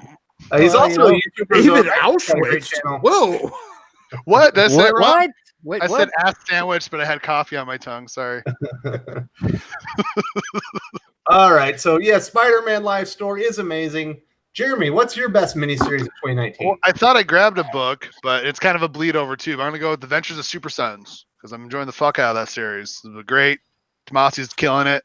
I'm sad it's over. I'm sad to see Superboy leave. Yes, there's only one issue. I wish Damien. Oh, I'm sorry. Go ahead. No, keep going. No, I was just going to say that I wish that Damien had been a little bit more sadistic in that, and kind of. Yeah. We're getting that version in Teen Titans, so we're good there. But I was hoping. I was like, oh yeah. I was just wanting to see. I was just wanting to see him. I was wanting to see him a little bit more sadistic, and John just kind of like, what the hell, dude? Well, John was like, you're a dick. Yay. Love it. But instead, what we got was, what we got, and it's good. It's good. I'm not gonna shit on it. It's babe. Shelby's leaving, guys. Shelby, wave goodbye. Come Later, on straight. Shelby. Bye, Bye, Shelby. Have a good night. Have a good day at work. Bye, Shelby. Hey, bye. I'm sorry. So Did you Adventures actually of show her Super Son. face? Oh my god. She's like super shy. She doesn't want to get on stream at all. I told her she's gonna have to though. People are gonna think you're dead. I'm just making up that you're here. Like, just Oh, show up. Like one I arm from the completely- mannequin. Yeah. Like, bye. I can't. There's no way I would be able to get my wife on here. She's like, hell no, I'm not showing my face on the internet. She got mad when I took her picture and posted it sleeping. But anyways, yeah, Adventure Super Sons has just been a great read. It's probably one of the only minis I really read, but it was great. I love it. I'm gonna miss John. I don't like the new John that Ben just made. Bring back the old John. I guess that was for Legion of Superheroes. Mm. So Pele, what's your book for the best series of mini series of 2019? Oh man, I was kind of like going to pick Batman Damned, and but I'm gonna go with what I picked in 2018, which was Doomsday Clock, and I'll probably pick it in 2020. Absolutely. But it's just so good. It's so well written. The art is so on point, and it's just it's an event. Every single time an issue finally does get pooped out, it's whenever they finally do get an issue published, it's just incredible. And I like I said, it's an event. Everybody's excited. I get people lined up, looking forward to buying it as soon as they find out that is this a week when Doomsday Clock's going to come out? And I actually, somebody when the manager goes to open up the store on that Wednesday morning, it's like there's 7 or 8 people standing out front waiting to get Doomsday Clock. So, I love how that's power. That's also a mine. So that would be my pick too. And I love how Jeff Johns is just like, I'm going to take all the dumb shit that you guys did and turn it into a great story. Right. Exactly. And, it's just, like I said, anything that gets that much attention, if they had just been timely with it, and I kind of understand why they didn't, because DC decided that, the whole issue with Didio and Johns, just kind of being dicks to each other, and Didio deciding that, that he wasn't going to let Jeff Johns kind of control the narrative for DC going forward. And so he just so instead of just canceling Doomsday Clock, and they can't do that because the damn book sells like 150,000 copies an issue. They just like, oh, well, okay, well, we're just going to make sure it only comes out like 3 times a year, every 3 months. So fuck you. And sorry about the language, but so, and it's the best thing that DC is publishing right now, in my opinion. And I put it right behind Hawkman, but I get what you're saying. I hear that a lot. In fact, my my local comic shop, the guy that owns it, well, I have a few, but the one that I have my pull list on that orders Alterna from me, he says that Doomsday Clock is his favorite book of the year. So and he's got good taste. So yeah, I'm with you on that. I haven't read it yet, but I plan to. Yeah, and I've got people that are buying it, and they're like, oh, I'm waiting until 12 comes out. I'm going to read it all at once. Mm-hmm. And I'm like, oh man, you're cock blocking yourself for 12 issues on that book. 3 years. Yeah, it's the 3-year cock block on that book, and it's like, oh man. But I'll tell you what, it's going to be really good when he finally, when it finally does come, and he gets. Some people really, really, really like getting blue balled. I guess it's called edging.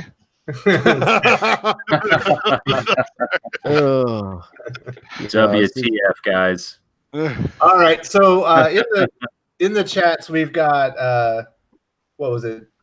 I lost it. Oh, here we go. Startager is going with Chuck Dixon's Van Helsing from Xenoscope. I've been meaning to check out any of the Xenoscope stuff. It always looks so cheesecakey to me.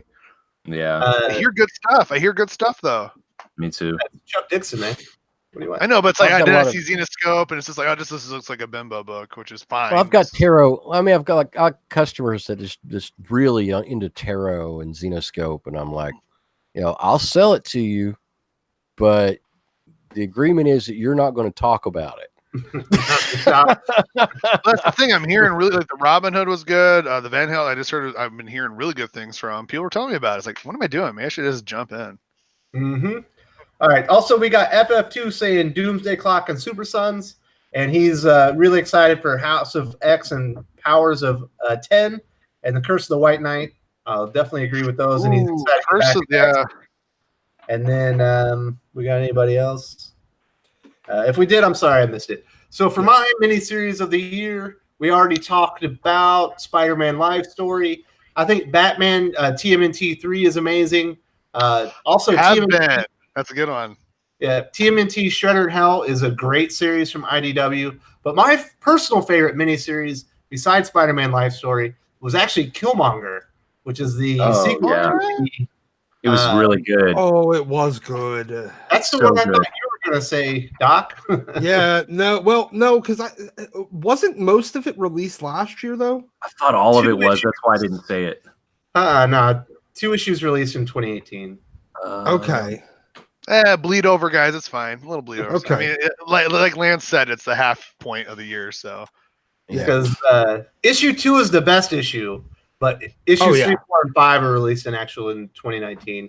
But didn't it end on a good note? Wasn't it awesome? It was like a lesson, like a lesson in don't try to screw people over with revenge. I really like it. It's so cool. Yeah, it's a perfect origin. It's like a prequel to Black Panther for Eric Killmonger. He starts out, he's kind of like a really smart, kind of dickhead college student that has a chip on his shoulder, and he kind of joins in the criminal underworld. And by the end, he's been screwed over by a couple people. He's watched his mentor. Some terrible things happen to him. And by the end, he finally gets his revenge, and he becomes the ultimate supervillain himself. It's an excellent transformation. The art by Juan Ferreira, I think it is absolutely awesome, and I couldn't recommend it high enough. Ultimate Supervillain. That sounds like I could take some lessons from that and really apply that to my Comics Twitter account. I've been wanting to read a Juan Ferreira series because I love his art, but he was stuck on that Green Arrow for like 3 years, and I was just like, I don't want to read this. But every time I looked at his art, I think it's fantastic. I would have to check that out. Check out Killmonger. You're gonna love it. So, Doc, did you finally finish that story? Oh yeah, I finished it up. Like 2 months ago. I think I was only talking about it. Yeah, I was only ever like 1 issue behind on it. Okay. So yeah, I really enjoyed the way it ended. I would love to see a sequel series. Hell, I'd be happy to. Honestly, if they gave Brian Hill a monthly Killmonger, I think it would outsell Black Panther. I think it would outsell Ta-Nehisi Coates' Black Panther because it's actually a good series. It's actually well written by a competent writer that's not a giant racist. I think it would be amazing. Mm-hmm. Yeah, I really like the way he got the character. He wrote him to be sympathetic, but he's still a bad guy the entire way. He's not a good guy from the first issue to the last issue, but it gets progressively worse, but it all makes sense, and there's a reason for it by the end. Yep. That's why I liked it. Did you have anything else to say about that, Chase, before we move on? Oh, I agree with you about the art. Well, of course, Brian Hill is just one of the best writers in comics right now, but that art is just absolutely amazing. I really like how symmetrical it is, and anytime that there's like this huge a fight or an opposition, it goes to like red and black kind of. It's just really good art. It's just really good. Yeah, like I said, issue 2, there's where Killmonger, he joins like a hit crew, and they go to take their hit down. It's so reminiscent of Heat, like the bank robbery scene from Heat. It's the best action scene I've read in a comic in like 2 years. It's amazing. Absolutely right. I agree 100%. The action is what puts it over the top. And then you know, if you do check out Killmonger, and this is one of, I think, the biggest things for me, in the very first issue, Brian Hill, he wrote this little excerpt at the very end, kind of a note from the writer. And it was one of the most heartfelt, positive things I've seen in comic books in a long time. And he kind of relates this story to his own path and how he's kind of overcome his anger and hatred, and puts a really positive spin on the entire theme of the story itself. And Hill's a master, and just reading that very last page of the comic, that's even if you don't read the series, do that, and that'll make you feel something. It's pretty cool. I don't think I read that. I'm gonna have to go back and look for it. It's really good. Yeah, it's almost like at the beginning of the first issue, he was like, this is what's to come, and this is the story I want to tell. This is the lesson that I've learned, and this is why I'm writing this story this way. You know, about saying goodbye to revenge and just being at peace with yourself. You know, it's pretty cool. Mm-hmm. Yep, that's an excellent series, but been a lot of good miniseries. But let's move on to the best writers of 2019. Lance, who's the best writer of 2019 in your opinion?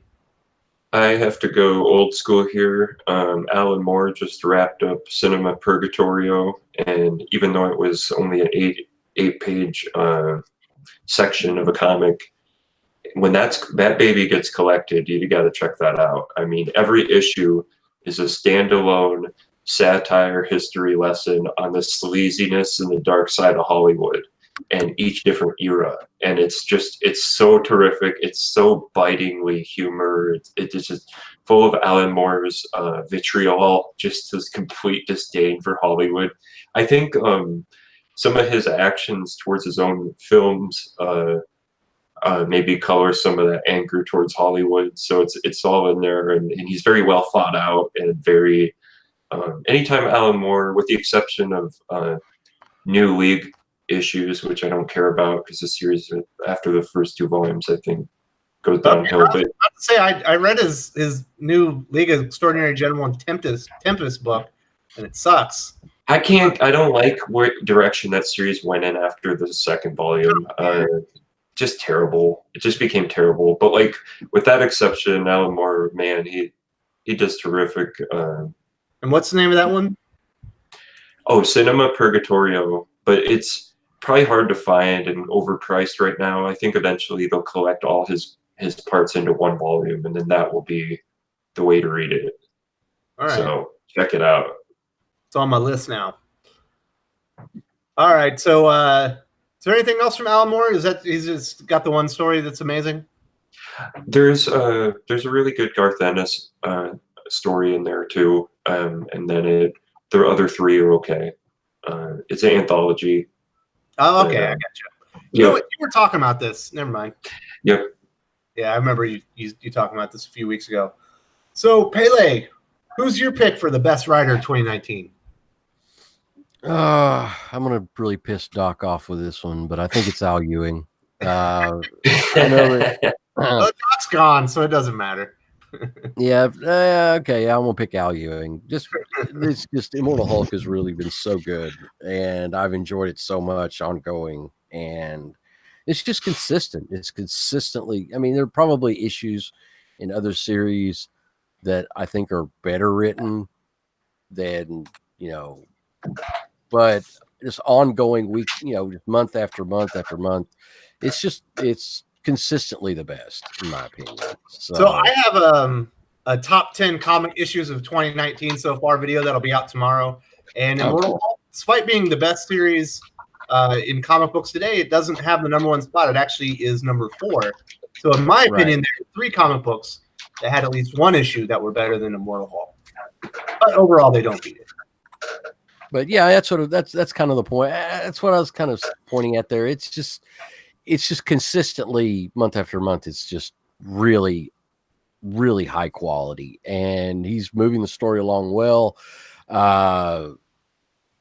Just some really good dark,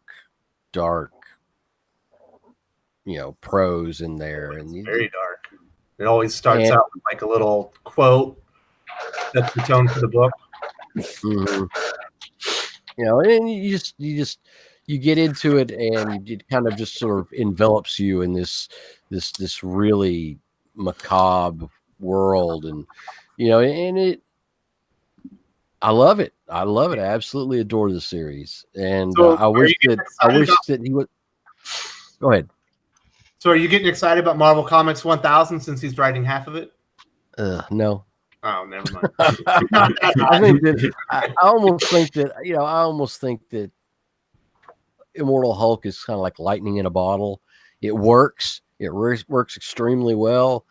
And for whatever reason, he's writing beyond what he normally is able to write at. And there's just something between this series and him that's got gels together really well. And probably he may not ever write anything this good again. He never wrote anything this good before. So Well, every writer peaks. Yep, and I think he's peaking right now. He's peaking. But no dick jokes. But anyway, go ahead. So in the chats, we've got Tevye saying Peter J. Tomasi, Star Tager's going with Grant Morrison. Tevye is also saying Dan Jurgens, Scott Snyder, and Tom Taylor. And FF2 is going with Brian Hill. I think we all agree that Brian Hill's amazing. We've talked about him quite a bit already. I didn't think we would get so much Brian Hill talk. So Chase, who's your thoughts or who do you think is the best writer of 2019? See, it's really funny that you just said Hill, because every single book that I've read by him has been fantastic. And I'm reading, and I say I'm reading, I haven't not. I'm actually just going to end up buying the trade of American Carnage eventually. But dude, Angel is good. I just bought the newest copy of Angel #2. Of course, that's one of my favorite shows. I'm actually a Joss Whedon fan, as much as his dialogue is cringy a lot of times. I like his stuff, even though his dialogue's weird, because he's a good storyteller. But yeah, Brian Hill, I have to say, because of Killmonger, because of Angel, and you know, I haven't actually read his Cyberforce, but I'm gonna pick it up as well. He's my pick. Yeah, he's as hot as everything. He can do everything too. He just spans genres. Yeah, in my opinion, he's at his best at street level characters. But I agree with you on Angel. I read the first issue a couple of weeks ago, and then I'm about to read #2 soon, and it's been one of those real treats. So if people don't know, like Whedon apparently has a contract with Boom, so there's Firefly right now. There's a Buffy the Vampire Slayer. There's the Angel book. I kind of like Firefly, all right, but I don't like Buffy very much at all. But Angel Buffy sucks. I tried Buffy. No. It was too on the nose. Now the person who wrote it, I don't even know who they are, but they kind of like they snuck in some cutesy little references to the old school Buffy series, but man, it was just too. Ooh, LOL. Oh my goodness. And I'm like, I don't like this. It definitely wasn't written for me. It feels like it was written for like a 17-year-old girl or something, you know. So yep. Angel is written very well though. Yeah, it's definitely the standout of the 3 books that's out right now. It's nice that you can admit a book's not for you and not try to just change it. Isn't that great? People should learn that lesson. All right. I'm trying to find out because I don't remember who the writer is in Buffy. I might miss it. All right. Who we got left? Jeremy, have you told us? Well, no, I haven't, but I think someone in the chat mentioned Peter Tomasi, and I got to give it to Peter because he brought me back to Detective Comics, and I think just that alone is I'm gonna give him the award on that one. So again, I liked him on both his Super Sons series, and again, I'm liking Detective again, which is weird. I thought I would be done with Batman forever, and he's doing a great job. I'm gonna give it to him. Creative, fun. Just I want to read his stuff. Yep, they've got a better artist on there now. I really didn't like the Tinian run. Yeah, that's all right. Yeah. And then it was followed by the Brian Hill run, which was excellent. And it kind of lulled a little bit before, was it Detective 1000 that reintroduced? Or no, that's when I jumped on 1001. I'm gonna say 1 now. I jumped on Detective 01 because I was on. Me like, too. all right, do it. And I was like, this is good. I was kind of like, oh, Okay, I like it. And then 2 was good, and 3, I'm having a good time. So, And Peter, I thank went. you for bringing me back. So I'm going to say, Did you go back and get the pre-1000 issues? Because those are excellent as well. should I? I'm probably going to skip 1,000 Like because a- I look stupid, but like I'll look it up. It's a Two-Face story. It was all right. I liked it. When did he No, start? I Like, just mean the Tomasi arc though. The 994 through. I didn't like. I mean, before Tomasi was on Detective, I didn't like anything that was really on it. I was just. All right, so the writer on Buffy the Vampire Slayer is Jordi Belair, who's actually a pretty decent writer, but they don't get that character at all. Yeah. Mm-hmm. All right, so in the comments, who we got? We've got Dominic Powell, friend of the channel, great guy on Twitter, saying Major Lou for Monstrous. Second, third are going to be Brian Hill and Jeff Johns, and then Blake Northcott and Warren Ellis, respectively. Tevia's saying Jeff Johns. Mango Bet is saying Ryan O'Sullivan for Fearscape. Fiona Wolf is saying Dan Abnett, Robert Venditti, Donnie Cates. And all right. Donnie Cates being the leader of Comicsgate? Really? Interesting. That's the leader of Comicsgate, Donnie Cates. I thought Scott Snyder was the leader of Comicsgate. They're all the leaders. He's the second in command. All right. Which one gets more butthurt? That's my funny thing. Doc, who's your candidate for Writer of the Year 2019?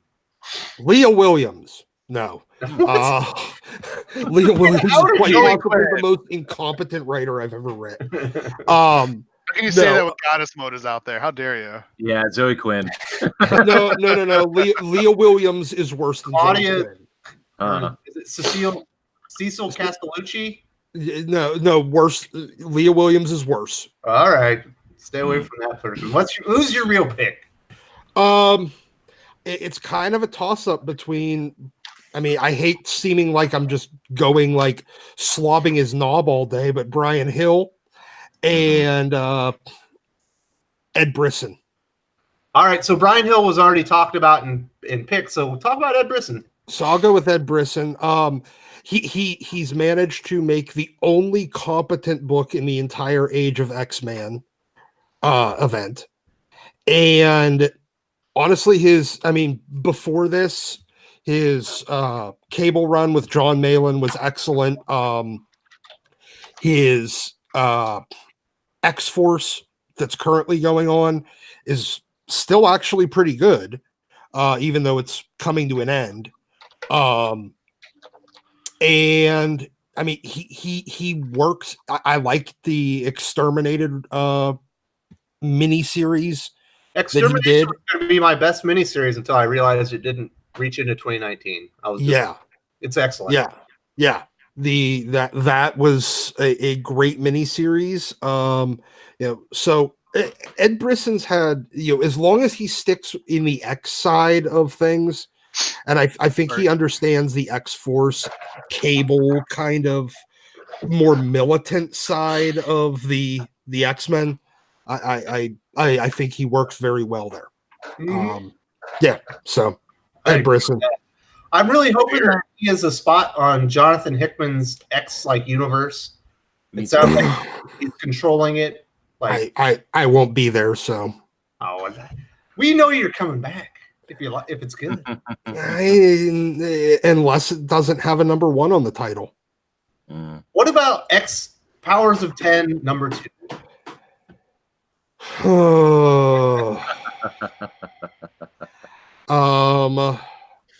Look, I had already pre-ordered House of X, Power of X, whatever, the first couple of issues. So I am going to finish that out, but it depends on what happens after that. I keep saying it and I'm not turning around on it. If they stick a number 1 on the title of all their relaunch books, I'm fucking done. They don't do that, do they? Yes, yeah. They do that. They do it all one the time they've ever done that. Name one time. So did you see this week or just today? Today books didn't come out on Saturday. Yeah. Did you see a little excessive? Little excessive there. Did you see the House and Powers exaggerations? you're just a bunch of characters standing around. I don't understand why they can't do some good covers for those books. Because it's Marvel, they don't do covers. So, Well said. did you Isn't see it the sad that tweet? we can like discount so much stuff Oh, and just say, damn it. yeah, it's Marvel. Stop Yeah. interrupting me. Doc, did you see the tweet from Hickman talking about the craziness in the X-Men continuity and how he's having to write 5,000 word essays when you can use the word Omega level character? Does any of that excite you? No, it means that he doesn't understand the fucking X-Men, and I saw you get pissy about that. I feel like he needs me to tutor him. Yeah. Like I know this shit. I have this shit just filling my head. I don't need to rank. There's only about 5 mutants that are actually Omega level. Period. The end. I think that was his point. Yeah, you don't need 5,000 words to list 5 names. Yeah, I think he was saying they were using it for not those 5 names. They were calling everything Omega level. Well, the problem is everything at Marvel right now, like they don't understand their own X-Men books. Well, the problem is Jordan White doesn't understand their own X-Men books. Well, yeah, but all the creators that he lets do shit that obviously they obviously don't understand. He should be the one reining them in, though. Well, he should be reining them in, but it also shows that. So now you have an editor that doesn't know it, and a bunch of creatives that don't know it. See, I kind of like kicking him on the dick on Twitter, basically saying he's incompetent in front of everybody. I saw that too. It seemed more like he was complaining, though. That's what kind of I picked up from. Yeah, he was complaining about Jordan White and his editorial staff's incompetence. Oh, maybe I just misread it. I guess it seemed like he was complaining about his job, and I was like, why? No, like he's having to unfuck the X-Men universe because of all the writers were allowed to do whatever the hell they wanted. Oh, well, but and see, now this is something that like I will give Ed Brisson some shit for. His a lot of the and this is right after I say he's probably their best writer. In Extermination. That those 2 fucking French kids, they're like 7. Yeah, they can't have powers. Wow, they're mutants. They don't get them until fucking puberty. The good thing about faster every year now, Doc. One positive about Hickman is that he has read all of the X-Men comics before doing this. So he's one of the few, right? Reading them and actually comprehending them aren't the same thing. It's getting halfway there, at least. I think we'll see. I mean, look, if you look at the covers that they've released so far, or like the promo art or whatever the fuck it is, half the characters on there, it's like all they did was just jumble them together. Somehow Magneto is now green. Armor is running around with Colossus's arm, Magic's demon powers, and her fucking soul sword. I don't understand what in this shit they're doing. Nightcrawler looks like he had sex with Corsair, and that's their child. I don't understand everything. It's like they just infinity warped everybody together. Damn. But you like that book, so Infinity Warps. No, I fucking hated Infinity Warps. I All thought right. it was stupid. We're talking about the best of 2019. Doc's had a great X-Men rant. I'm going to get to my little list of my best writers. I'm surprised no one said any of them. So I had, I think the hottest writer is Chip Zdarsky. He's got Spider-Man Life Story, Daredevil, Invaders. Donny Cates. I left that That one. was my second pick. Yep. Donny Cates has been great with Venom, Guardians of the Galaxy, Silver Surfer Black. Robert Kirkman is the best writer outside the big 2 with Walking Dead, Oblivion Song, and Die, Die, Die. But my pick for the best writer is Robert Venditti with Hawkman, Freedom Fighters, and his recently canceled Damage. I think Robert Venditti is amazing. I really wish they would give him a top flight series at DC and promote it, but apparently he doesn't have the right politics. Well, I'm still salty over canceling Damage because I thought it was probably one of the better series that DC had going. It and Silencer I'm still upset about both of those. So Yes. I'm like, Shelby Fuck probably those. agree because she really loves Silencer. That was one of her Got to favorites. pour one out for Silencer. This is the last week. We got I mean, it. I She's understand. all bummed out, I understand yeah. it wasn't selling, but my God, they didn't even try to sell it. You know, Yeah. it's like there was no pushing it in the trades. I mean, you can tell when DC and Marvel are really pushing something to sell, like they did Ironheart and all that kind of stupid crap. Or maybe But, like 6 house ads for Event Leviathan that all look the same. Yeah. Yeah, And and I you think can tell when they're really pushing something, and they never even tried to sell Damage or Silencer. and isn't Silencer on its third artist by the end of the series? At least 3.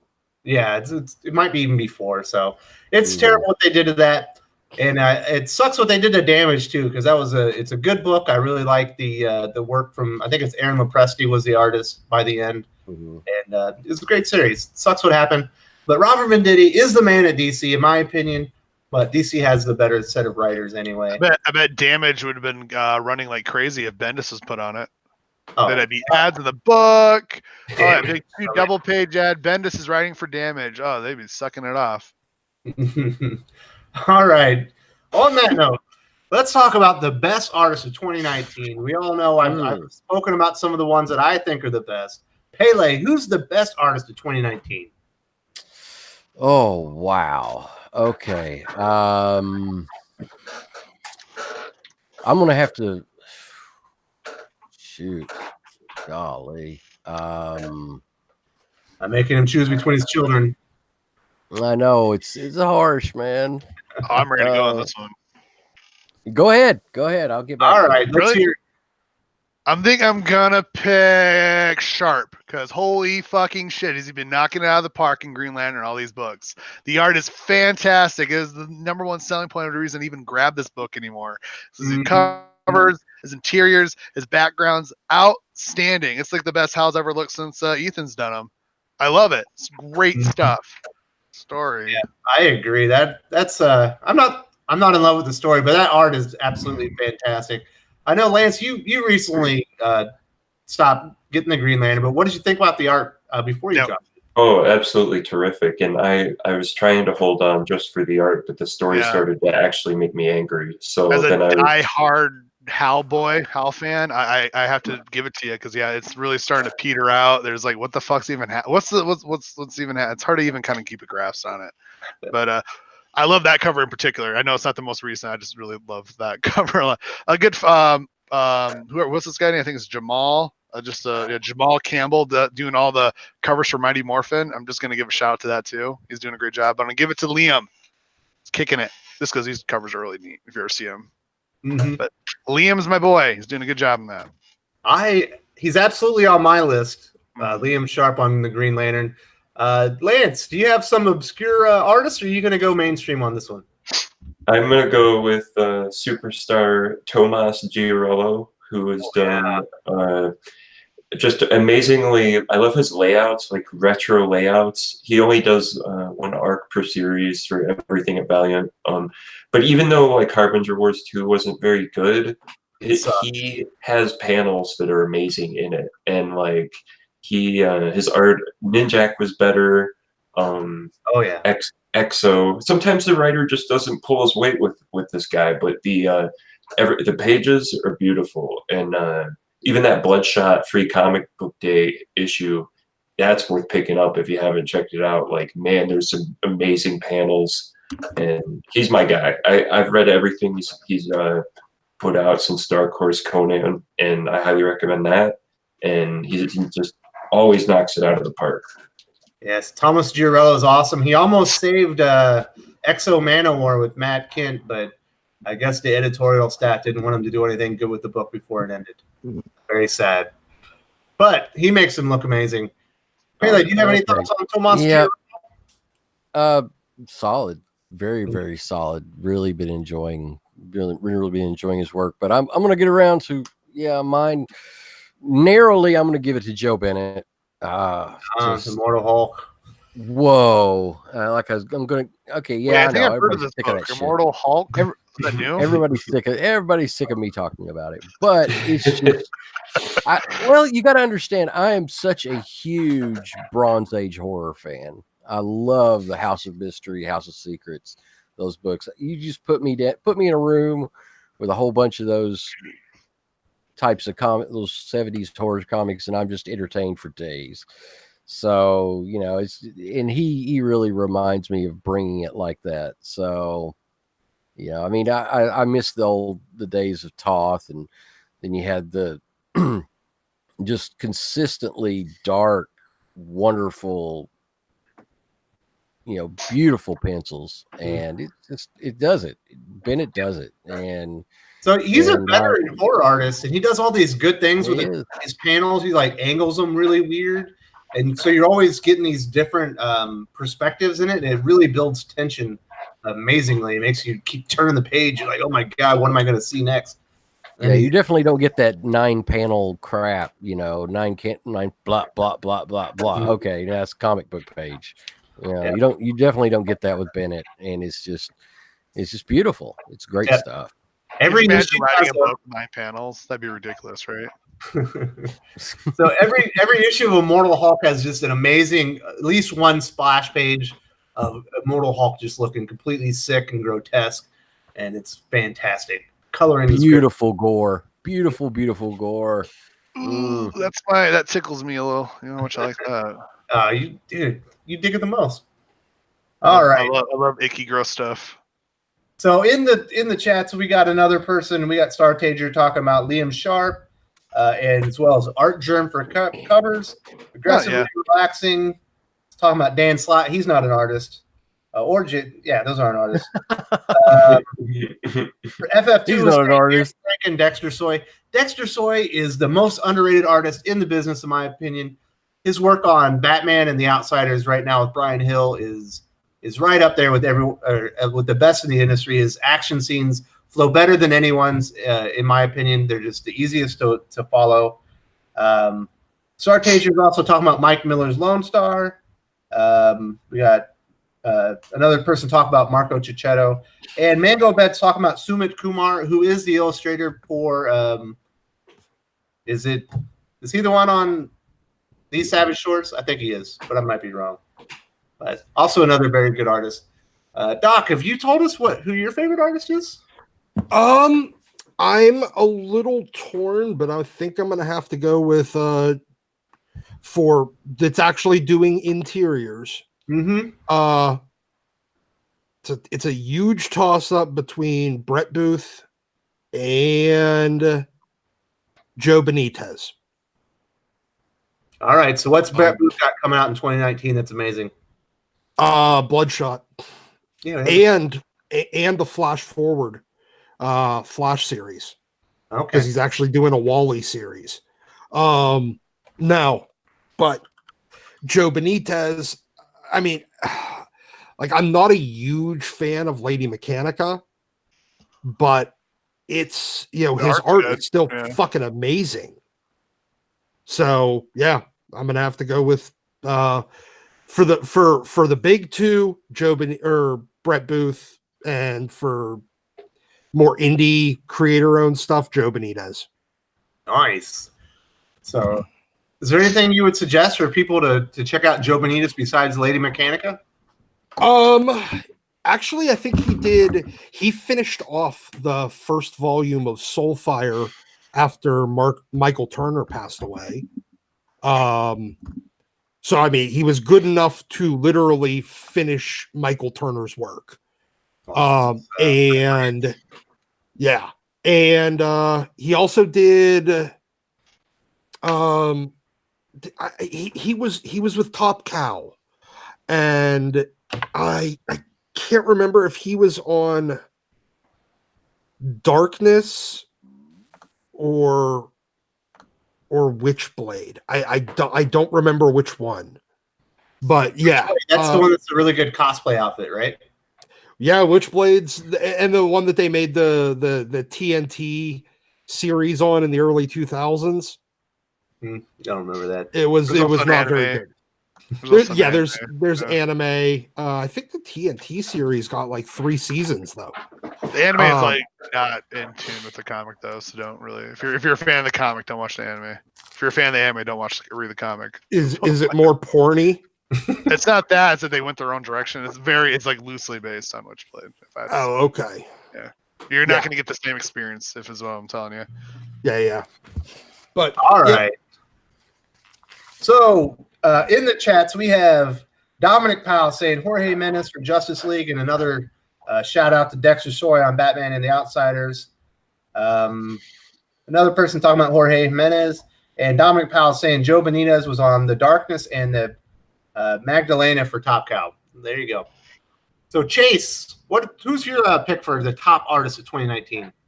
Gosh, man, that's a really tough one because I'm not a really great critic of art, and I know that may sound weird, but I can draw stick figure. I can look at art and be like, I like this style so much, and I feel like my tastes are very different from a lot of other people's. Well, that's good though. Yeah. I really kind of like to look at art that is, quote unquote, kind of feels messy, but is beautiful anyway. Misshapen lines purposefully actually really appeal to me, and I know that's weird, but I think that's weird. So I would have to say that Jorge Corona is doing it for me, because even more than Scotty Young's writing on Middle West, dude, it's the art that really attracts me to it. I really love it. Now, my second pick is going to be Bagley, because I'm so glad that he's back to Spider-Man. He's been one of my favorite artists my whole life, you know. So I'd have to say a close second is Bagley, but that's just a lot of this is because of my own what's the word, prejudices from my past experiences, and I just have a lot of positive feelings every single time I look at Bagley's art. It just makes me feel like I'm a kid again. It's great. So does it get you excited that he's working on a new Spider-Man series with Eric Larson? Hell yes. Now Eric Larson, okay, but yes. Bagley, the fact that he's doing Spider-Man work, that really makes me hopeful for maybe purchasing some future Marvel books. It definitely helps. Yeah. Yeah, Bagley has been on fire on Life Story. I really like it. You can tell that he loves the character and he really likes all the eras. He really does a lot of work to make the characters look new and different for each decade. I think it's his favorite character from what I can tell. Mm-hmm. Yeah.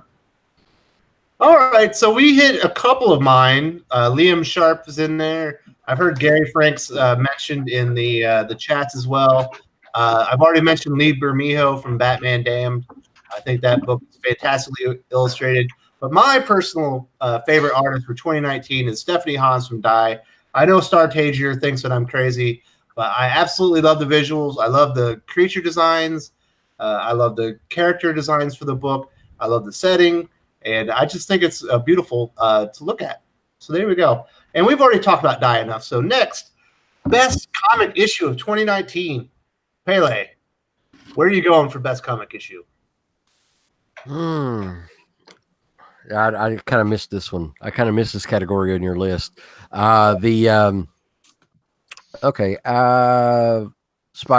Life Story #1. Damn, me too. Yes. Wonderful. Wow. Just, because that's what I was talking about, like Immortal Hulk being the overall series, but there's other issues that just bam, and this one really just caught me off guard because I wasn't expecting it to be this good.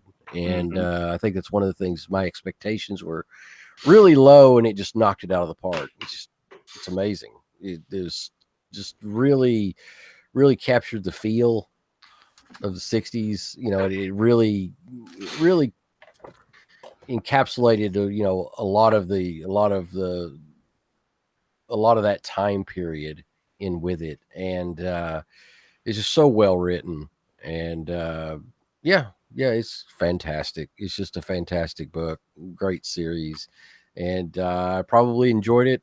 I've enjoyed it sitting down and reading it. I probably enjoyed it more than any other comic I've read this year so far. So high praise indeed. Pele reads a lot of comics. All right. Yeah, fortunately, actually. I was gonna say, No. Yeah, I just don't have time for other things. So, Chase, is there anything about Spider-Man Life Story issue 1 that Pele hasn't talked about, or we haven't talked about already, that really stands out or really connects you to the story? Oh yeah, this blew it out of the park for me. This was no hands down the best book that I've read in probably about 3 years. And I know that's a pretty big Really? claim, but oh yeah.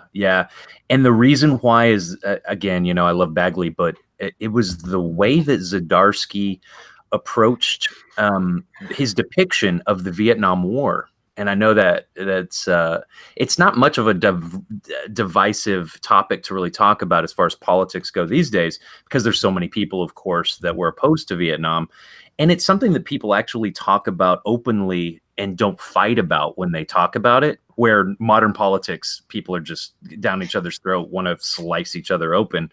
But this was so cool how it depicted Flash Thompson, as a war hero that was going overseas to fight for his country, and Peter was kind of a jerk to him. And he was like, in fact, I actually opened it up right here because it was right on the top of my reading stack.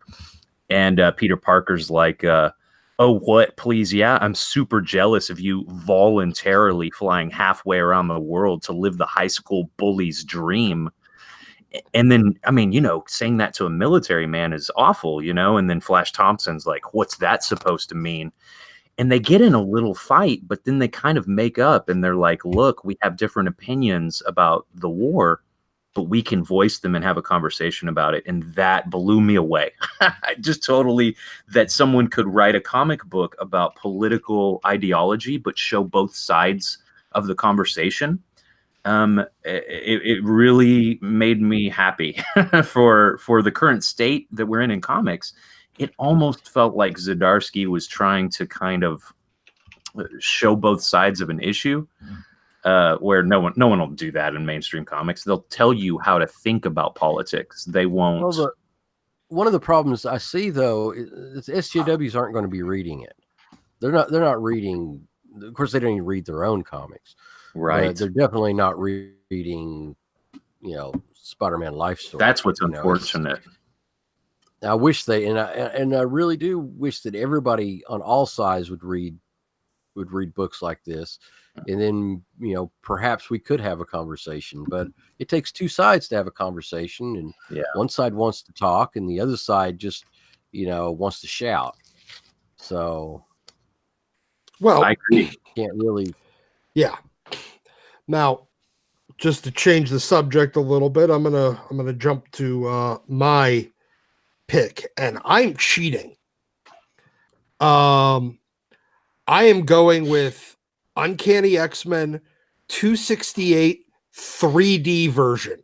Oh yeah, I bought it. It came out in January, so I bought it. Yes, and I mean, first of all, it's a 3D comic, and actually, I liked that. I liked the way they did the 3D. I mean, there was only a handful of panels that it really, really worked on. The Captain America panel on the opening splash page, the couple other ones, but first of all, it was a great standalone story. It still holds up to this day as a story. Wolverine, like an injured Wolverine, and Psylocke and Jubilee in Madripoor. And it's a flashback one where it's Wolverine meeting Captain America, saving a young Black Widow during 1940 something. Mm-hmm. But it's a great issue that still holds up, and they actually did the 3D kind of cool. Now the 3D glasses suck and they don't really fit my head very well, so it's kind of hard you got to kind of move the book around a little bit to get the effect. But yeah, I'm going with a book classic issue. I'm going with a book from 1988 that got re-released this year. 1990. So, 1990. Yeah. Okay. 1990. Because it's a really, really good selling back issue. That particular issue, I think it's like $15 to $20. you know, and I can't keep it in stock. You know, it's like I get a copy of it, boom, it's gone. You know, Yeah. so. Well, and it's Jim Lee doing, Captain America, which is not something you've seen very much of. Not very much, no. Yeah, Jim never, like, it kind of promised, like, oh, what could be if Jim did a Captain America run, but, you know, within 3 years, he was off with the rest of the other 7 guys starting up Image Comics, so it just never happened. But yeah, it was a very non-X-Men, it's a very un-X-Men kind of cover too. I mean, you have the Black Widow, Wolverine, and Captain America. And it's like, oh, okay, well, it was you know, is very un-X-Men X-Men, and I think that kind of it was the very first issue of Jim Lee's run. No. Yeah. No. Yeah, it's when his art began. Is when well, that's the first where he's ongoing. Okay, he becomes the main artist on the title. Okay, I was gonna say no. He didn't issue. He did issue 248. Yeah, 248 was the one. Yeah, but anyway, yeah, fantastic choice. Yeah, I agree. Awesome. With that one. Doc, bringing the classics. So in the chats, we have a couple people saying Justice League 25 was their favorite. I believe it was Tevye and Fiona Wolf. Jeremy, what is your favorite comic issue of 2019? It's going to be a surprise. You guys ready? 2019's favorite issue was actually a free comic book day. That's Udon Street Fighter one. This book was fantastic. Udon always grades fantastic art. So if anyone's a fan of Street Fighter, you're going to love this. It's all about them playing Puzzle Fighter, and it's just, I loved every second of this book. I couldn't believe it. I was going to shit all over it, ended up loving it. It's my favorite book this year so far. Damn. Man, who wrote it? Like, who's the illustrator? It's so hard to say these names. So it's Ken Su Chong. Sorry. And Omar Dungan did the art. Sorry, I'm really bad with these names. It's just Udon. This Udon. Sorry. Yeah, sorry for it free. I couldn't believe it was free. I had a great time reading it the whole time. Couldn't believe it. It made me want to play Street Puzzle Fighter, which I've never played before, so I downloaded it and started playing it. That's a great issue. Man, that is a great issue. And it was free, so the price was even better. It was this one I was like, and Free Combat Day just disappointed me too. I was like, that one, I don't care. I was supposed to be there for the sale, but I couldn't believe it. I was glad I grabbed it because I enjoyed the hell out of it. Well, I might have to look that one up. All right, Lance. Fun book. It's your turn. What's the best comic issue of 2019?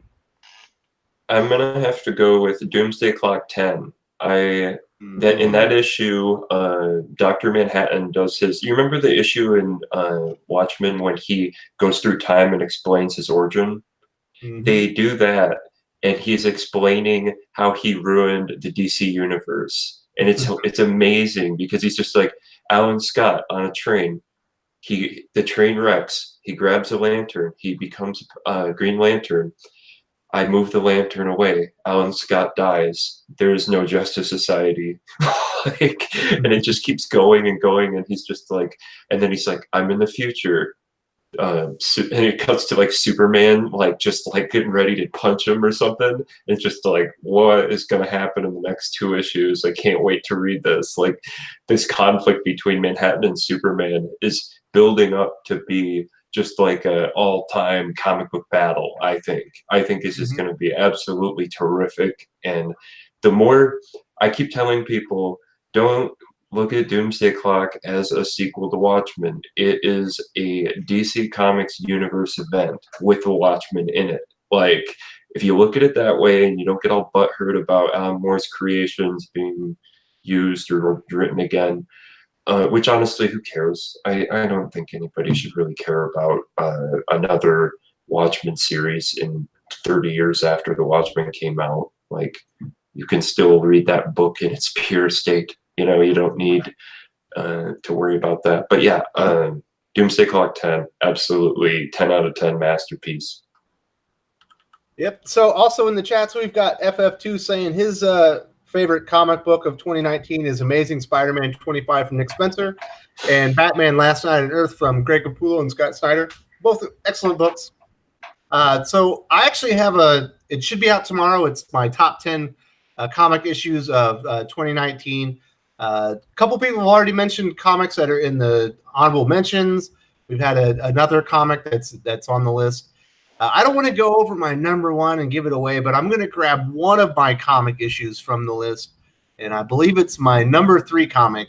It's going to be Daredevil number 5, which I think is absolutely fantastic. It's Chip Zdarsky, Marco Cicchetto at the top of their game. It's ending the first story arc, and Daredevil is kind of he's struggling. He might have killed somebody. He originally thought there was a conspiracy, and he was being framed for a murder, but it's not looking like that maybe is the case. And it culminates with Spider-Man showing up in his apartment, basically saying, "You're done, son. You can't be a hero anymore because you're making mistakes, and I'm taking your." And he symbolically takes his actually Daredevil gives him his horns, and he walks off with them. Yeah. One of the best comic issues I've read in a couple years. And it is. It's really, really. That just kind of like it struck me too that, he so many situations like that. That he was like, no, I can turn this around. I can fix this. I can, just the spark of self-awareness there, and where I can't do it. He's telling himself the whole time at the beginning, because he's kind of fighting some people. He's like, I'm doing this to save the community. And he keeps telling himself that over and over, because you can tell he's having so much self-doubt as he's realizing that he's not being framed, that he has made a mistake. He's accidentally killed somebody, and the realization that maybe he isn't the hero that he thought he was. And I think Daredevil always works best when the artist or when the writer breaks him down to his lowest level and he has to build himself back up. And I think Chip Zdarsky has done it wonderfully with the first story arc that culminates in issue 5. Also in the chats, we got Gabriel Benitez, a huge fan of the channel. He's got his own comic. I think he's got his own comic line coming out, not even just a comic book. He's saying Doomsday Clock number 10 as well. Star Tagier is saying Flying Sparks Volume 1. And Gabriel Benitez is also saying Spawn issues 296 through 298. I agree with that. Those are all excellent, building up to the amazing, but what should be an amazing issue 300. And that's about it. So now we are moving on to the best story arc of 2019. Jeremy, what's your favorite story arc so far? Well, I guess I was just going to give it to Teen Titans of their Terminus Agenda, just because I enjoyed it. It wasn't fantastic. Again, the Deathstroke issues were kind of lame. The Teen Titan issues were just awesome, though. Great art, great story. I don't want to spoil anything for you, but it was just a fun one. I'll just give it to that one. Mostly because my modern read pile is a little light this year. I've been reading a lot of back issues. I think a lot of people are reading a lot of back issues right now. It's I know my orders were like, I think I was like at $250 a month. I just didn't think you wanted me recommending Extinction Agenda. I don't think that'd work very well. You can, because it's an Ed Piskor story that's coming out right now, right? Extinction Agenda? That was old. Doc. That was old, buddy. Doc, No, yeah, I'm here. Ed Piskor isn't releasing Extinction Agenda in his little X-Men Grand Design stories? No, you're thinking no. Well, yeah, he is. I mean, it's in the last volume of the last 2-issue run of Grand Design. It's is that what Grand Design is all about? Is reissues or retelling? He's retelling the X-Men. I didn't know that. Yeah, this art is awesome. I love the art that he does on this. Mm-hmm. It's a little bit like a more like looking at it from a history book sort of, well, no, it's like a historical documents kind of, it's like, oh, well, then this happened. And it's a sweet game. I didn't even read those. I wasn't even sure. All right, cool. Well, yeah, there you go. Extinction Agenda is definitely in play. Ed Piskor just released, it was a 2-issue, right? Yeah. Mm-hmm. Yeah. With his X-Men Grand Design. All right, Lance. I know you got an amazing story arc for us. What's your favorite story arc of 2019? I'm going to have to go with Criminal issues 2 and 3. I thought they were, if the Eisner Awards meant what they used to mean, those would have been award worthy. It was a tight 2-issue story that kind of went into the background and the history and the sleaziness of a comic book industry and the backstabbing, but then it also had its noir elements of the main character, and reminding you when Ed Brubaker writes something, you take for granted that your narrator is a moral character, and be like, oh, wait a second, this guy, he may not be a good guy after all. So it's kind of fun, Art's terrific. Every time I read Criminal, it's just like you can get lost in some other time, some other time period. It's fantastic. Yes, Criminal is absolutely one of the best comics out on the market. Ed Brubaker and Sean Phillips are amazing. Unfortunately, Betty Breitweiser is not the color artist. It's Sean Phillips' brother, but it's still very good. It's not as good. It's not as good at colors, and I think that she elevated his artwork to another level with the last couple projects, and I'm sad to see it as well. But he's doing a very good job. But yeah, she's moving on to bigger and better things. It sounds like her and Mitch are opening up their own comic business as well. Oh, yep. So also in the comments, we've got Startagier going with the Green Lantern as the best story arc of 2019. Chase from Gateway into Comics, what's your favorite story arc of the year so far? Man, the only reason this is kind of tough for me, sorry, I'm still kind of chewing food. The reason this is tough is I'm not really reading many ongoing story arcs at all. I feel that one, yeah. Yeah, and the only reason is that I've stepped away from buying so many new comics. I try to do back issues if we're talking about Marvel and DC. The only thing I'm actually buying that's an ongoing series from either one of these is Justice League Dark. So I have to say, based upon what I'm reading right now, I would say that Justice League Dark, the arc that I like the most was only like, it was so short that I don't even know if I would consider it a character arc. But the very short portion of that series that has to do with Detective Chimp really, really turned me on to the series even deeper. It was after the Blue Demon guy. Say that again. Is it the one where he's going to an alternate dimension with the sword and the Blue Demon guy?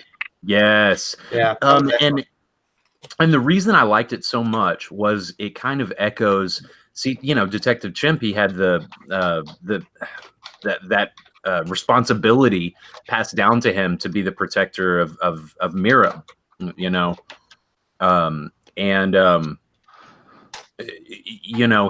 kind of shirks that responsibility, and it kind of echoes the whole perspective of Spider-Man. With great power comes great responsibility. Well, Detective Chimp is the internal conflict that you can see inside of him. The way that that's written by Tinian, it really it appealed to me because it shows the conflict inside of him, where excuse me, he can't completely come to terms with the fact that he's responsible for these people in this magical land. Now he hates that responsibility, in as much as he loves the character that passed that responsibility down to him by giving him the sword. He hates the responsibility that came with that, and you can see it in his drinking habit. And I think that Tinian actually has a huge grasp on that character, and I kind of follow him on Twitter on occasion, and someone asked him what his favorite character he's ever written has been, and he was like Detective Chimp. And I was like, dude, you can tell by his writing. You can tell how much. And really, who doesn't love an alcoholic monkey? I agree. Come on. I mean, seriously. Yeah, Detective Chimp is absolutely one of the probably is the standout character. I still like Wonder Woman a lot in that series, but he's definitely the most complex, and he gets the most character development, in my opinion. All right, so Doc, what's your favorite comic? We're on story arc for 2019. Yeah, I would have to say my favorite story arc so far was Uncanny X-Men 11 through 15.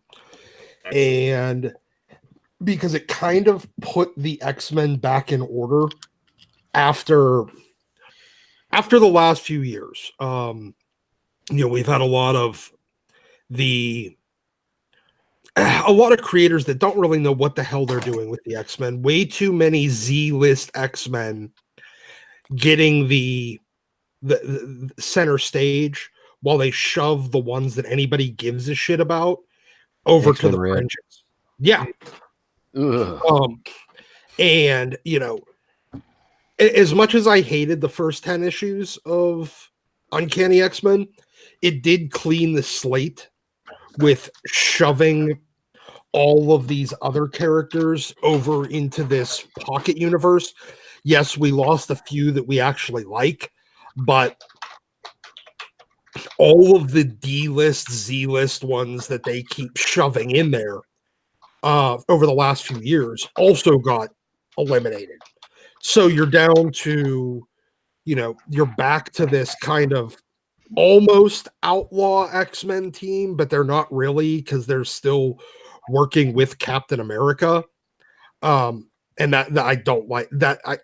That still bugs me that Scott would, even bother to call Steve. Even just here, come take these prisoners away.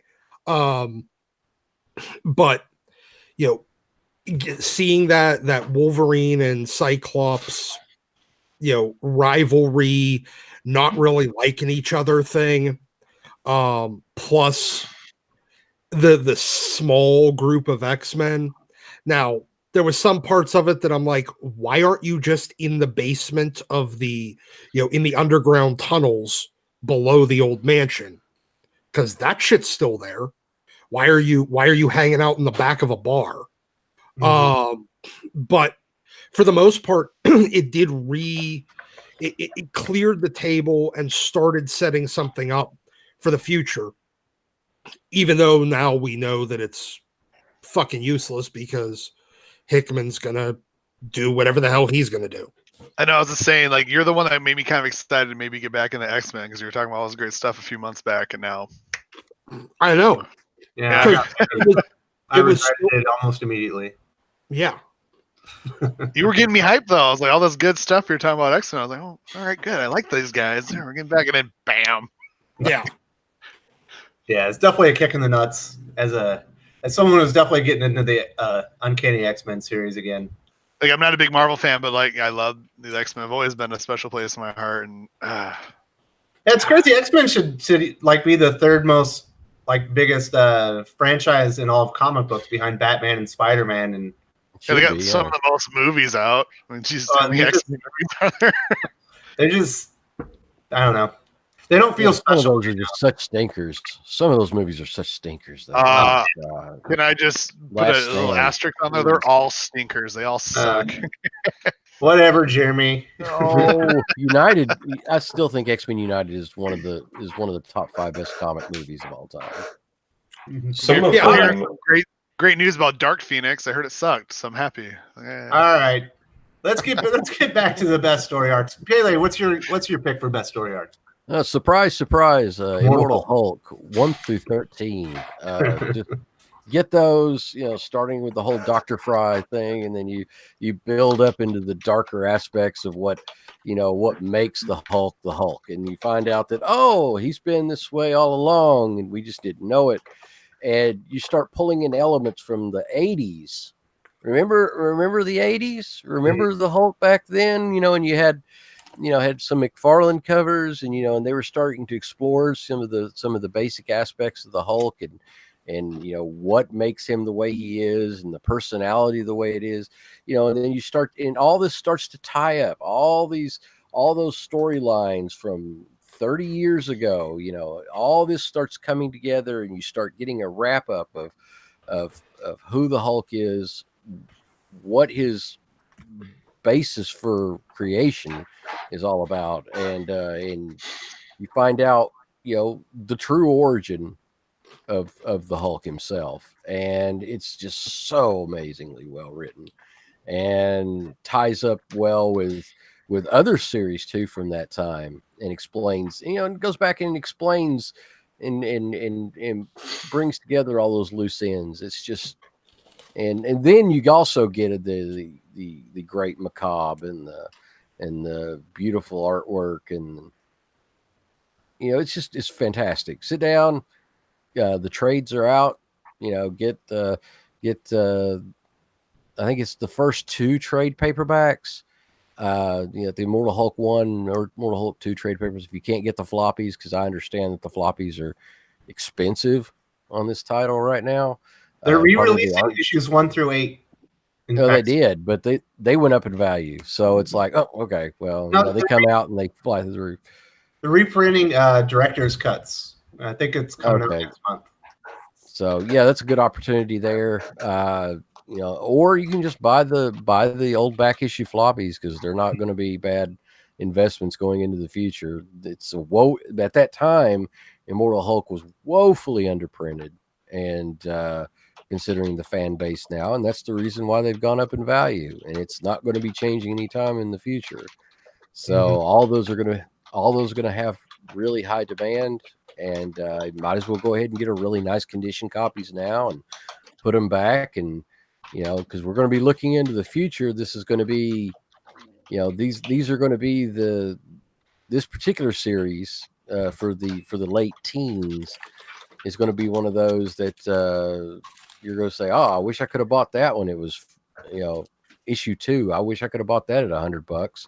Now it's at $400 or $500. So it's going to happen. So jump on now if you can. If you can't, get the trades and just sit back, pour yourself your favorite beverage and set aside a nice rainy afternoon, and really enjoy some Immortal Hulk, because it's fantastic. It's really, so really those first print runs on those initial issues are like 40,000 or less, except for I think issue 1, correct?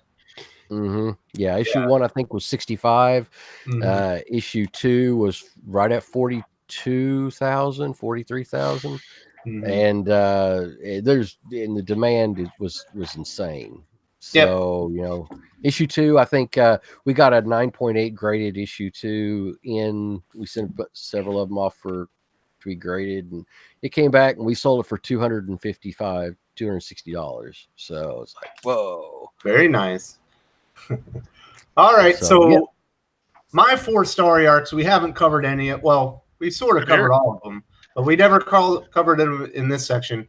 Was Hawkman issues 1 through 12, just the initial story arc with his telling his new origin and how he reincarnates across space and time is excellent. Amazing Spider-Man Hunted, which is issues 17 through 21. Daredevil No Fear, which is issues 1 through 5. And then the Killmonger miniseries, which I think is excellent. All those are great story arcs. And if you can get a hold of them in trades or just read them, you're going to be very happy with a fully fleshed out, amazing story in all the cases. So I think we're just going to cover one more category. And then there's some news I wanted to talk about before we finish up. So let's do Best Publisher of 2019. Lance, who's your favorite publisher of the year? For me, it's just been for the flaws of some of the handling of the Trinity. I understand that's not so good, but DC has just been killing it with Black Label. And look at these. I looked up some of these projects that they have coming up out of Hill House, and in that series is called Dollhouse. There's a series by Joe Hill called Basket Full of Heads that looks good. And there's another series by Joe Hill called Plunge that I look forward to. And then there's the high fantasy series is called The Last God, and that's going to be oversized. And I'm going to put 4 titles on my pull list from that. And I was complaining about not having enough new series out of DC lately, and then bam, they just announced them. And was it Last God or Lost God? Was it The Last God? Is that a New Gods tie-in, or what's that about? It's seems to be an original property. Okay. So it's just its own, but yeah, the art is stellar. They showed the interior pages from that, and oh my goodness, you're gonna want to keep an eye out for that one. That one, the other 3 I'm taking flyers. Like cosmic. It sounds like cosmic. Yeah, it looks like if you took like Elric type of thing, but mix some of that Silent Hill horror into it, because there's monsters that reminded me of Silent Hill, and I was just like, this is interesting. So yeah, that for me, and DC also has a number of other series they've been doing very well. So yeah, Doomsday Clock we've talked about, Batman Damned, Last Night I loved. So I think they've been doing they've been giving me enough to buy. So I'm satisfied. All right, so we got one vote, DC Comics. Chase, I think I know what your answer is, but who's your favorite publisher of 2019? Oh yeah, you definitely know who my answer is, and you know, I have some reasons for that. So before I even like say what my favorite publisher is, this isn't even. That's funny. This isn't even because of them putting out my favorite books or my favorite writing or my favorite anything other than, well, there's a billion reasons. Customer service is a really big deal. And I have seen absolutely 100% zero people who work with Alterna Comics coming out and saying, I hate you, you're a Nazi, you know, your politics aren't right, you're a wrong thinker. Nothing like that comes from these guys. And their price point is just right there on perfect. Now, my favorite two series that they're putting out is that little horror anthology. It came out on a Wednesday. It's so cool because they're tiny little bite-sized stories. Some are in color, some are black and white, and they're all very, very different. Some of it is psychological horror, some of it is kind of monster horror, and some of it is like emotional. Oh my gosh, my dead wife just came back and she's haunting me kind of thing with the kids. You know, it's really creepy and unnerving. And then The Wicked Righteous is my second pick for their best book. And, you know, business practices matter so much to me. I believe that everything is a service industry. You know, even if you're doing huge high-end $1 million contracts with companies and you're making $1 million off of just, you know, staging some lighting for a company, it's still service industry, even if you're making $5 million on it. And that's the way people, I think, should look at comics. Say, hey, you know what? I want everyone to read my comic books, and that's what Alterna is doing, and I respect it. Awesome. I echo those sentiments. Alterna is my favorite comic publisher, so we won't have to go into my list after this. The Wicked Righteous is amazing. I love Blood Realm. They have a lot of series. Even their new like Mighty Mascots book is a really fun read. I like it. Yeah, you're not going to beat it for like $1.50, especially on today's market. Nothing can really compete with them on price. Or like you said, with customer service, there isn't any an executive in the industry that's more professional and more customer oriented than Peter Simeti. That's why I support Alterna Comics, and I support Peter personally. I think he's a great dude. Awesome. Me too. Yeah, 100%. All right. So, Pele, you have a unique perspective on best publisher in the industry, having or owning your own comic book shop. Who are you going with for 2019? I love Alterna. I absolutely adore them. I love their subscription models. I mean, as far as the way they package everything is, a lot of people don't talk about that, but I love their counter modules. They send you this really nice packaging, and this nice cardboard, cutouts. It's real easy. You cut the top, you slide that, slide on. You've got this wonderful, display right there, and the price point's fantastic. I set one of those out. It's gone by the end of the week. So, it's absolutely incredible. I put them as a tie with Boom Studios. And as far as just consistently putting out excellent product that the customers absolutely adore. Those two together have just been fantastic. They've been wonderful. I really had a great time talking with Peter Simeti. He contacted me directly. He's like, hey, I saw you on Twitter and I'd really like for you to sell my comics in your store. And I said, well, I already do. I get them through Diamond, and we've got probably like a half dozen really dedicated customers. He's like, no, we need to think bigger than this. He says, and I said, oh, you want me to make more money for you? He goes, yeah, make me more money. What a weird business direction, making money. I know, Stupid, man. you ask me. Money? What? I said, well, let's try to. I said, well, let's try to make some more money. Not very progressive, if you ask me. And so let's Yeah, try I thought to make you're some more supposed money. to alienate your readers. Yeah, I know. You don't flog these people. You don't verbally abuse them. What the fuck is your problem, man? And you're not calling them Nazis. What's wrong with you?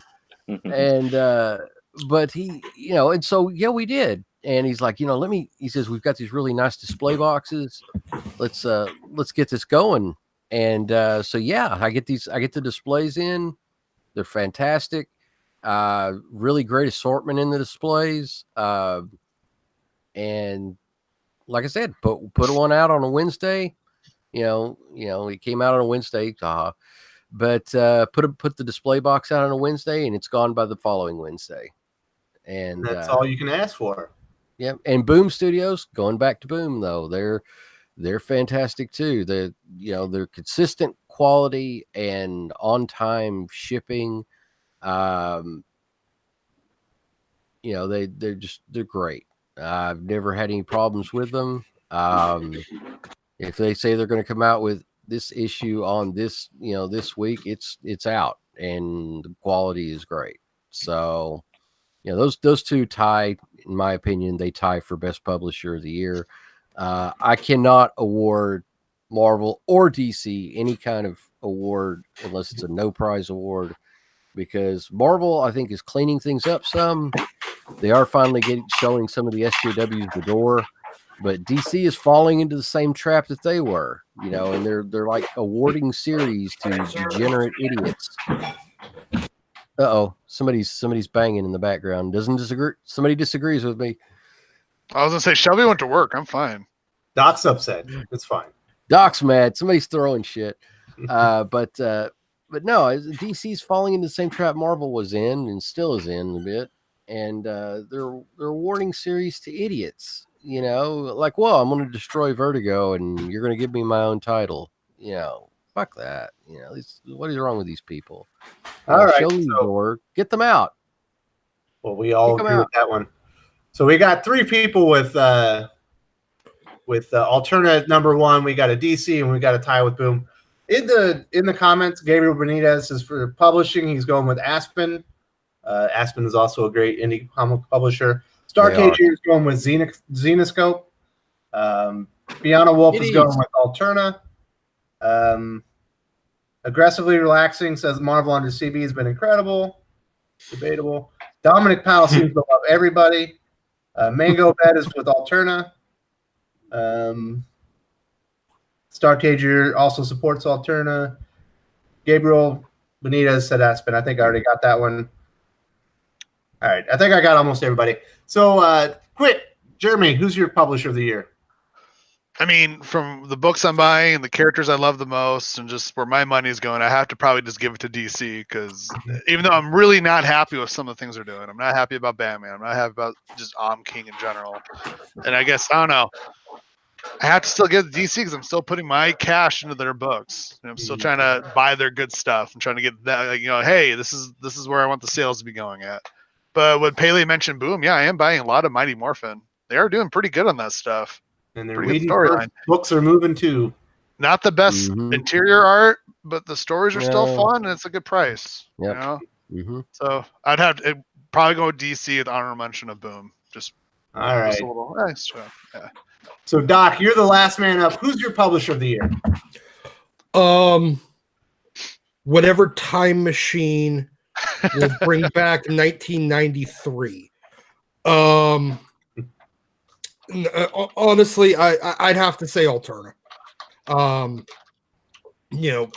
Good product, good price. All good the points.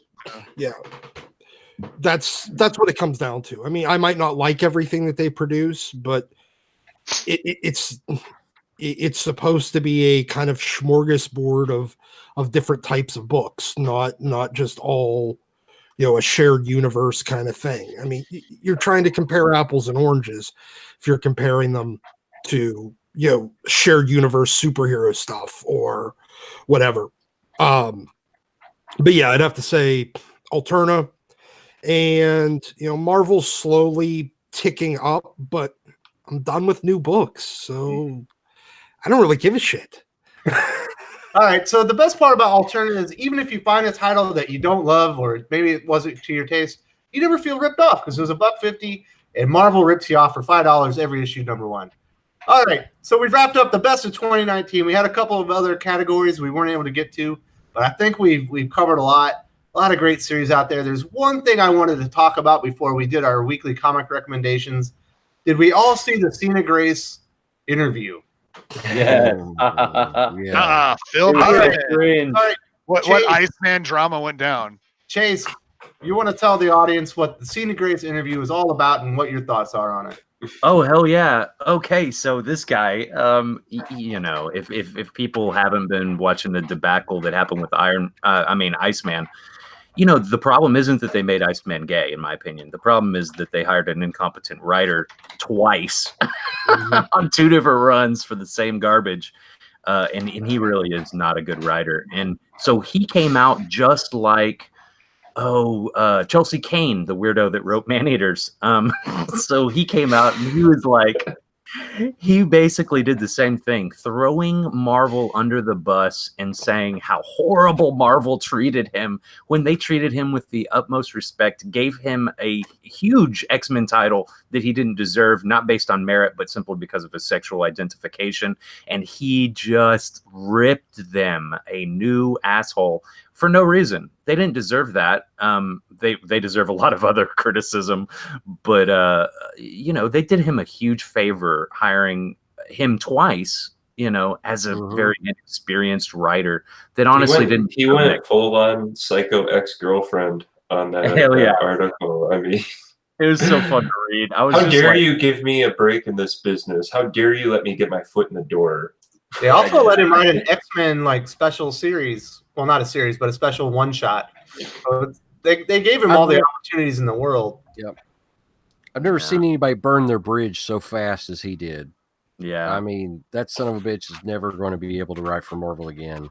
And for seemingly no reason other than just I don't even know what brought this on. It was just He's a dickhead. He's a dickhead. That's what brought it on. His books sold 5,000 copies each at Marvel.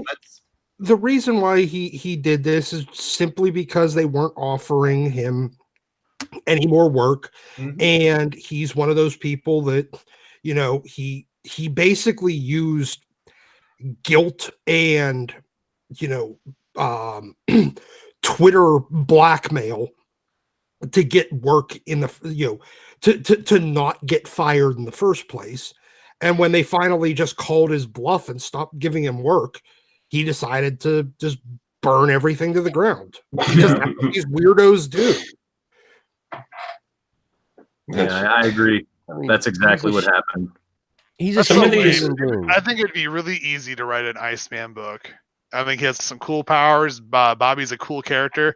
You just made it about him being gay, though. That's pretty boring. Being gay is not a character. It's not a story. No, it's not a story. He really cool. He does the whole. It turns into a big icicle, right? That's really weird and neat. Write about that. Try that a little bit. Not the fact that he's going to gay clubs or coming out to family and friends. Try the whole turning into ice and fighting bad guys thing. Try that thing. Get back to me. I bet he's he's an Omega level mutant. He's one of the most powerful mutants in the entire Marvel universe. He's always cool. And they treat him like. Are you saying he's a power? What do you call that? Power bottom? Power top? Omega bottom. He's Omega bottom. Oh my god! Oh. How come no one's made this joke yet? How come no one's made this joke yet? This is the first I've heard of an Omega bottom. I'm a little upset. It took almost 2 years of Bobby Drake being gay for us to finally make this joke. This is terrible. It's terrible. And that whole scene. I don't know if anybody's ever had the misfortune of actually reading these books. Yeah. But the one scene in the mansion when he hears a voice, he hears this noise in the mansion, and he becomes such a little bitch. And he instead of I've got these powers. I'm extremely powerful. Turn my He's hand into wondering an ice He blade. throws a Dr. Zeus book at him. Yeah. Yeah, he like picks up a book and like he's gonna whack a mouse or he's gonna whack a cockroach or something like that, and he's like don't make me use this. I was like, oh my god, That's what a Cena weird bit. inserting himself into the character. And I always find that really pathetic as a writer. You have to detach yourself from the character, let the character be the character, and you just need to write them. Well That's said. really sad. That's exactly right. X-Men Winners End special, I believe. One of the worst Yeah. comics I've ever reviewed in my life. Uncanny X-Men Winners End. Oh, okay. And it was a complete, and at that point, Bobby became just a little whiny bitch. Well, there's a big And- problem in media right now where with the whole wanting to represent and stuff. Because I remember the Legend of Korra. Anyone watch that show at all? It was Kinda side actually I watched some of it. Okay, so if you watch it, they imply that she's gonna have a relationship with a woman or whatever. In the comic, they made Dark Horse made a comic. This is how I'm gonna tie it into this. They made a comic and they explore that much. And basically, instead of her bending and elements and all this cool power she does, it's all about her coming out to her parents and having her friends accept the fact that she's gay now. The whole series. That's not a story. Stop doing that. Does that every time there's a gay character. They got to do that. It's really weird. It's really weird. It is. That's not a characteristic. Like it's not so much. We live in an era. We live in an era where on Twitter every June, every fucking corporate account has a rainbow. They changed their logo to a rainbow, and we're still acting like gay people are oppressed.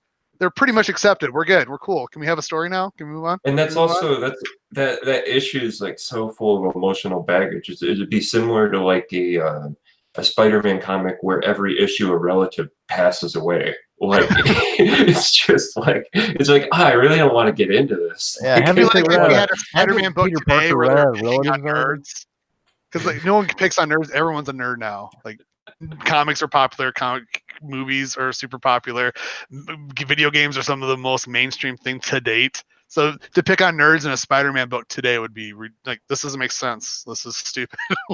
I love the meme. Yeah. I love the meme that was circulating around, where it shows the corporate guys like in June and everybody's got the pride flags. It's like July rolls around. It's like, bye, Felicia.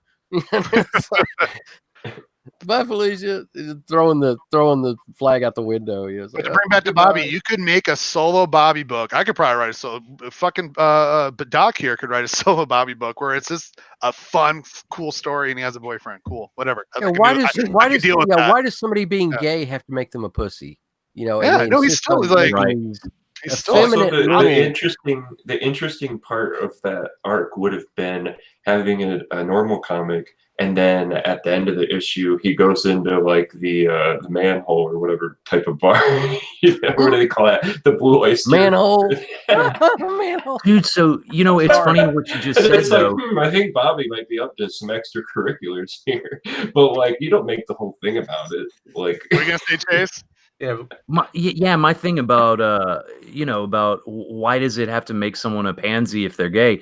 I agree 100%. So when I was a kid, I bartended. I was like 18, 19, 20, and you met Kevin Spacey.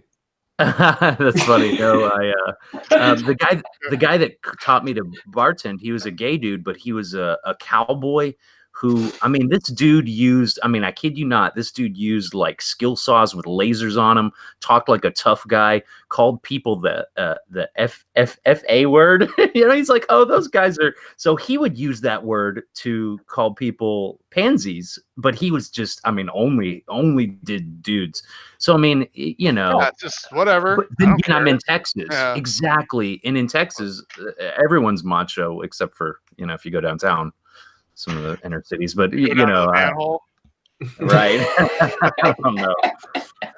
You can be macho and be gay. That's all I'm saying. Well, didn't even Bendis and the whole? He had a future Bobby Drake where he was like, he had like he could control snow versions of himself. He had a bunch of Gandalf. That was so cool. I was like, holy shit, he has such cool powers. I don't care he's gay. That was some of the coolest things I read, and then Bendis had to do the whole stupid thing. All right, so I think the moral of the story is don't write Iceman straight. Well, I think he's gay now. I actually wonder if Bobby Drake was by himself and not affiliated with the X-Men, if anybody would even attack him. like his affiliation with the X-Men is why he gets into battles. Lance, they can't do that. They attack All right. Bobby Drake. It'd be a hate crime. That's a conversation for another day. We got to wrap it up here, folks. It's time for your weekly comic recommendations. Doc, what are you recommending this week? Buy back issues. Oh, there you go. Actually, you know what? No, well, yes, actually, I am. I'm recommending that if you have about an extra $2,000 to $5,000, go and buy yourself a copy of X-Men #1, because I just did, and I fucking love it. Hell yeah. You can cuddle it at night, and I can, and you know, You well, watch TV with it. And, and I wrapped it up in a blanket when I thought it was maybe getting a little cold. It was, yeah. Well, he made sweet love to it. You know, put a little wine. You know. Well, we had Pride. dinner together the other night. Yeah, it was very romantic. Yeah, so go buy an X-Men #1 if you have a lot of extra money. Also, don't buy. Also, that's why it's a 1.5. Hey, doctor, Yes. do you work in a comic shop, doctor? No. Oh, okay. I thought you did. He No. lives in a comic shop. Have you been seen his Right. collection? Okay, yeah. Yeah, I have seen Yes. his collection. That's what I was wondering. Yeah. Yeah, no. I just have a room that is as well stocked and organized as most comic shops. Fantastic. That's great, dude. all right. So in the comment section, we got Startage here saying he got Black Cat #1 this week, and it's pretty good. So he's recommending that series. If you're in the chats and you want to let us know what comic books you're recommending right now, I'll read them. I'll read them all live on air as soon as we get through the panel. Sure. Jeremy, the villain of Twitter. The villain, because I'm such a hard ass, you know. I put coconut oil in my hair and I'm still mean. Anywho, if I'm gonna recommend anything, loving Batman Beyond. Been loving Detective now, so I'm so happy to say I'm loving some Batman titles. These have been great books, and Mighty Morphin. These are my 3 I'd really recommend grabbing this year or this week. Not Perfect Go-Go book. Power Rangers. There's Go-Go, and then Go-Go's okay. I like Go-Go just fine, but I'm really loving the Mighty Morphin. It's got this whole collaboration of all the Power Rangers at once. It's hard to explain. Check it out. Some of the greatest art on the covers I've ever seen. Love it. Awesome. Shelby would recommend Silencer. That's her thing. Not my book, but she loves it. Everyone pour out a drink for Silence issue. this week, as it is the final issue, and it's sad to see it go. You It's should gone. see a review of the book and my thoughts on the series as a whole before next Wednesday on the channel. Yeah. Good to Straight hear. black woman getting killed off in her, not killed off, but the series getting killed off. She It's got bad. killed off. No, I'm saying the series being Spoilers. killed off. What the? All right. I'm not saying anything. Pele, since we're talking with you, what's the shop recommending this week? Spawn I wonder. $2.98. Absolutely fantastic. I did grab it. I still haven't read the other ones yet, but those Virgin covers. Oh yeah, that $2.98 This version with the which is the The Amazing anti-Spawn? Spider-Man $2.98 rip. Yeah, the ASM $2.98 rip is gorgeous. They had the Spider-Man Chance cover, where he's shooting. It's the same, beautiful rip on that one, cover swipe. Spawn $2.98, fantastic. Buy it. We're marching on to 300, which will be out in August, and Coming up. it's going to be amazing. Yeah, shout out to Sergeant Bats for getting me into that series. Thanks, Bats. Hey guys, I'm in a Discord with Bats, and he was recommending Spawn to me too. I might start buying it. Yeah. You absolutely. If you're going to get back into it, 296 and 297 are a history of Spawn to catch I think you it's up. a $3 book, so not bad. You know? Yeah. $3. 300 is not going to be a $3 book though. $8 I book. mean, it's an $8 book, big, massive 80-page monster. So hey Oh, guys, cool. hey guys, I got some breaking news. Let's hear it. mhm. Marvel's is going to be relaunching the Ultimate Universe with Really? Salad Man at the helm. Ooh. Fucking Saladin Ahmed is gonna Mr. Oh, I need racism in Please, cereal God, box no. salad, man. Yeah. I'm not joking. Oh, dude. See, Yeah, this is I why saw Marvel it. is garbage right now. For the most part, excuse me. For the most part. All except for 5 titles. Every step they take forward, they take 3 steps back. With I know, dude. What is wrong with these issue people? 25 or $6 issue ones or God. Saladin Ahmed relaunch the Ultimate Universe. That's so What confusing, disappointing though. news. Doc, that's so confusing because now we got Miles and we got Gwen Stacy in the 616, right? Maybe And we got shipping J.J. them Abrams' back. son. Yeah. So we got I so guess- many of the ultimate characters in the main. Oh God, what the hell? The thing's so Maybe they're screwed up shipping right them now. all back. Is This really just goes to is prove Peter that they're real. Ultimate Peter Parker gonna come back from the sunset with Mary Jane? Like, hey, we're back because they just like left that as a tail end. Remember that? It They just shows drove that off. Goodbye. there's 2 factions at God. Marvel that are just at war with each other, and you've got the like people that are kind of reason. You got the reasonable side, and you've got the raging SJW side, and they're both just trying to destroy Marvel. So it's just oh god, it's so sad. Well, there might be a video on that in the future on the channel. Be looking out for that. Pele, you didn't have any more recommendations for this week, did you? No, that's kind of like a weird week. Amazing Spider-Man 24 came out and it was real popular. It sold extremely well. It's good. It's good. Friendly Neighborhood Spider-Man number 8. There's something that was kind of special about that. I think somebody says first appearance of somebody. So whatever. Color me unimpressed. Yeah. But yeah, ASM. I'll give ASM 24 a shout because it was really quite good.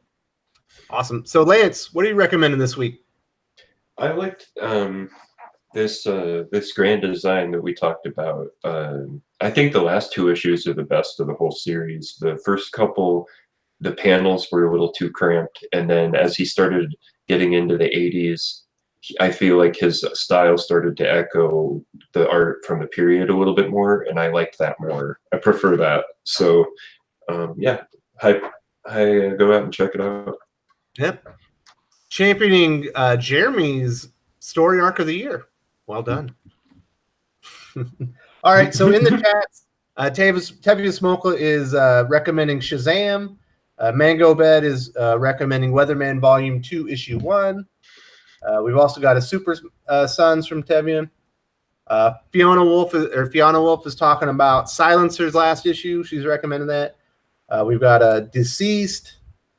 And Dominic Powell is recommending Wildstorm 23, Justice League Dark 12, Justice League 26, Uncanny X-Men, Detective Comics, Power Rangers, Silencer, The Terrifics, Batman the Outsiders, Birthright, and Middle West. And Dave Ass Sandwich is recommending if he's saying if you can recommend back issues, come see GI Combat and Haunted Tank or some Tarzan with Joe Kruger covers. I'm assuming that's on his channel. He has also got a channel of his own. He's a great YouTuber in his own right. For me, it's been a really light week, so I am recommending Wolverine Exit Wounds. There's a review on the channel.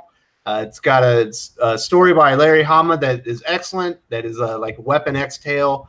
Excellent art by Scott Eaton. There's a Chris Claremont slice of life of Logan as an older man in Japan with some ramen noodles. It's illustrated by Salvador LaRocca. It's also really good. And then the final is Sam Keith on art and story. There's not a lot of story to it. It's a great fight scene between him and Venom. It's completely fun. One of the best things I've read all year. And I highly recommend that issue. It was a lot of fun. If you like Wolverine, you'll love the story. It's 3 completely different takes on the character. And it's a lot of it's good times. No, Doc, you haven't read it. Are you excited about that book? Oh, dude, I am very psyched.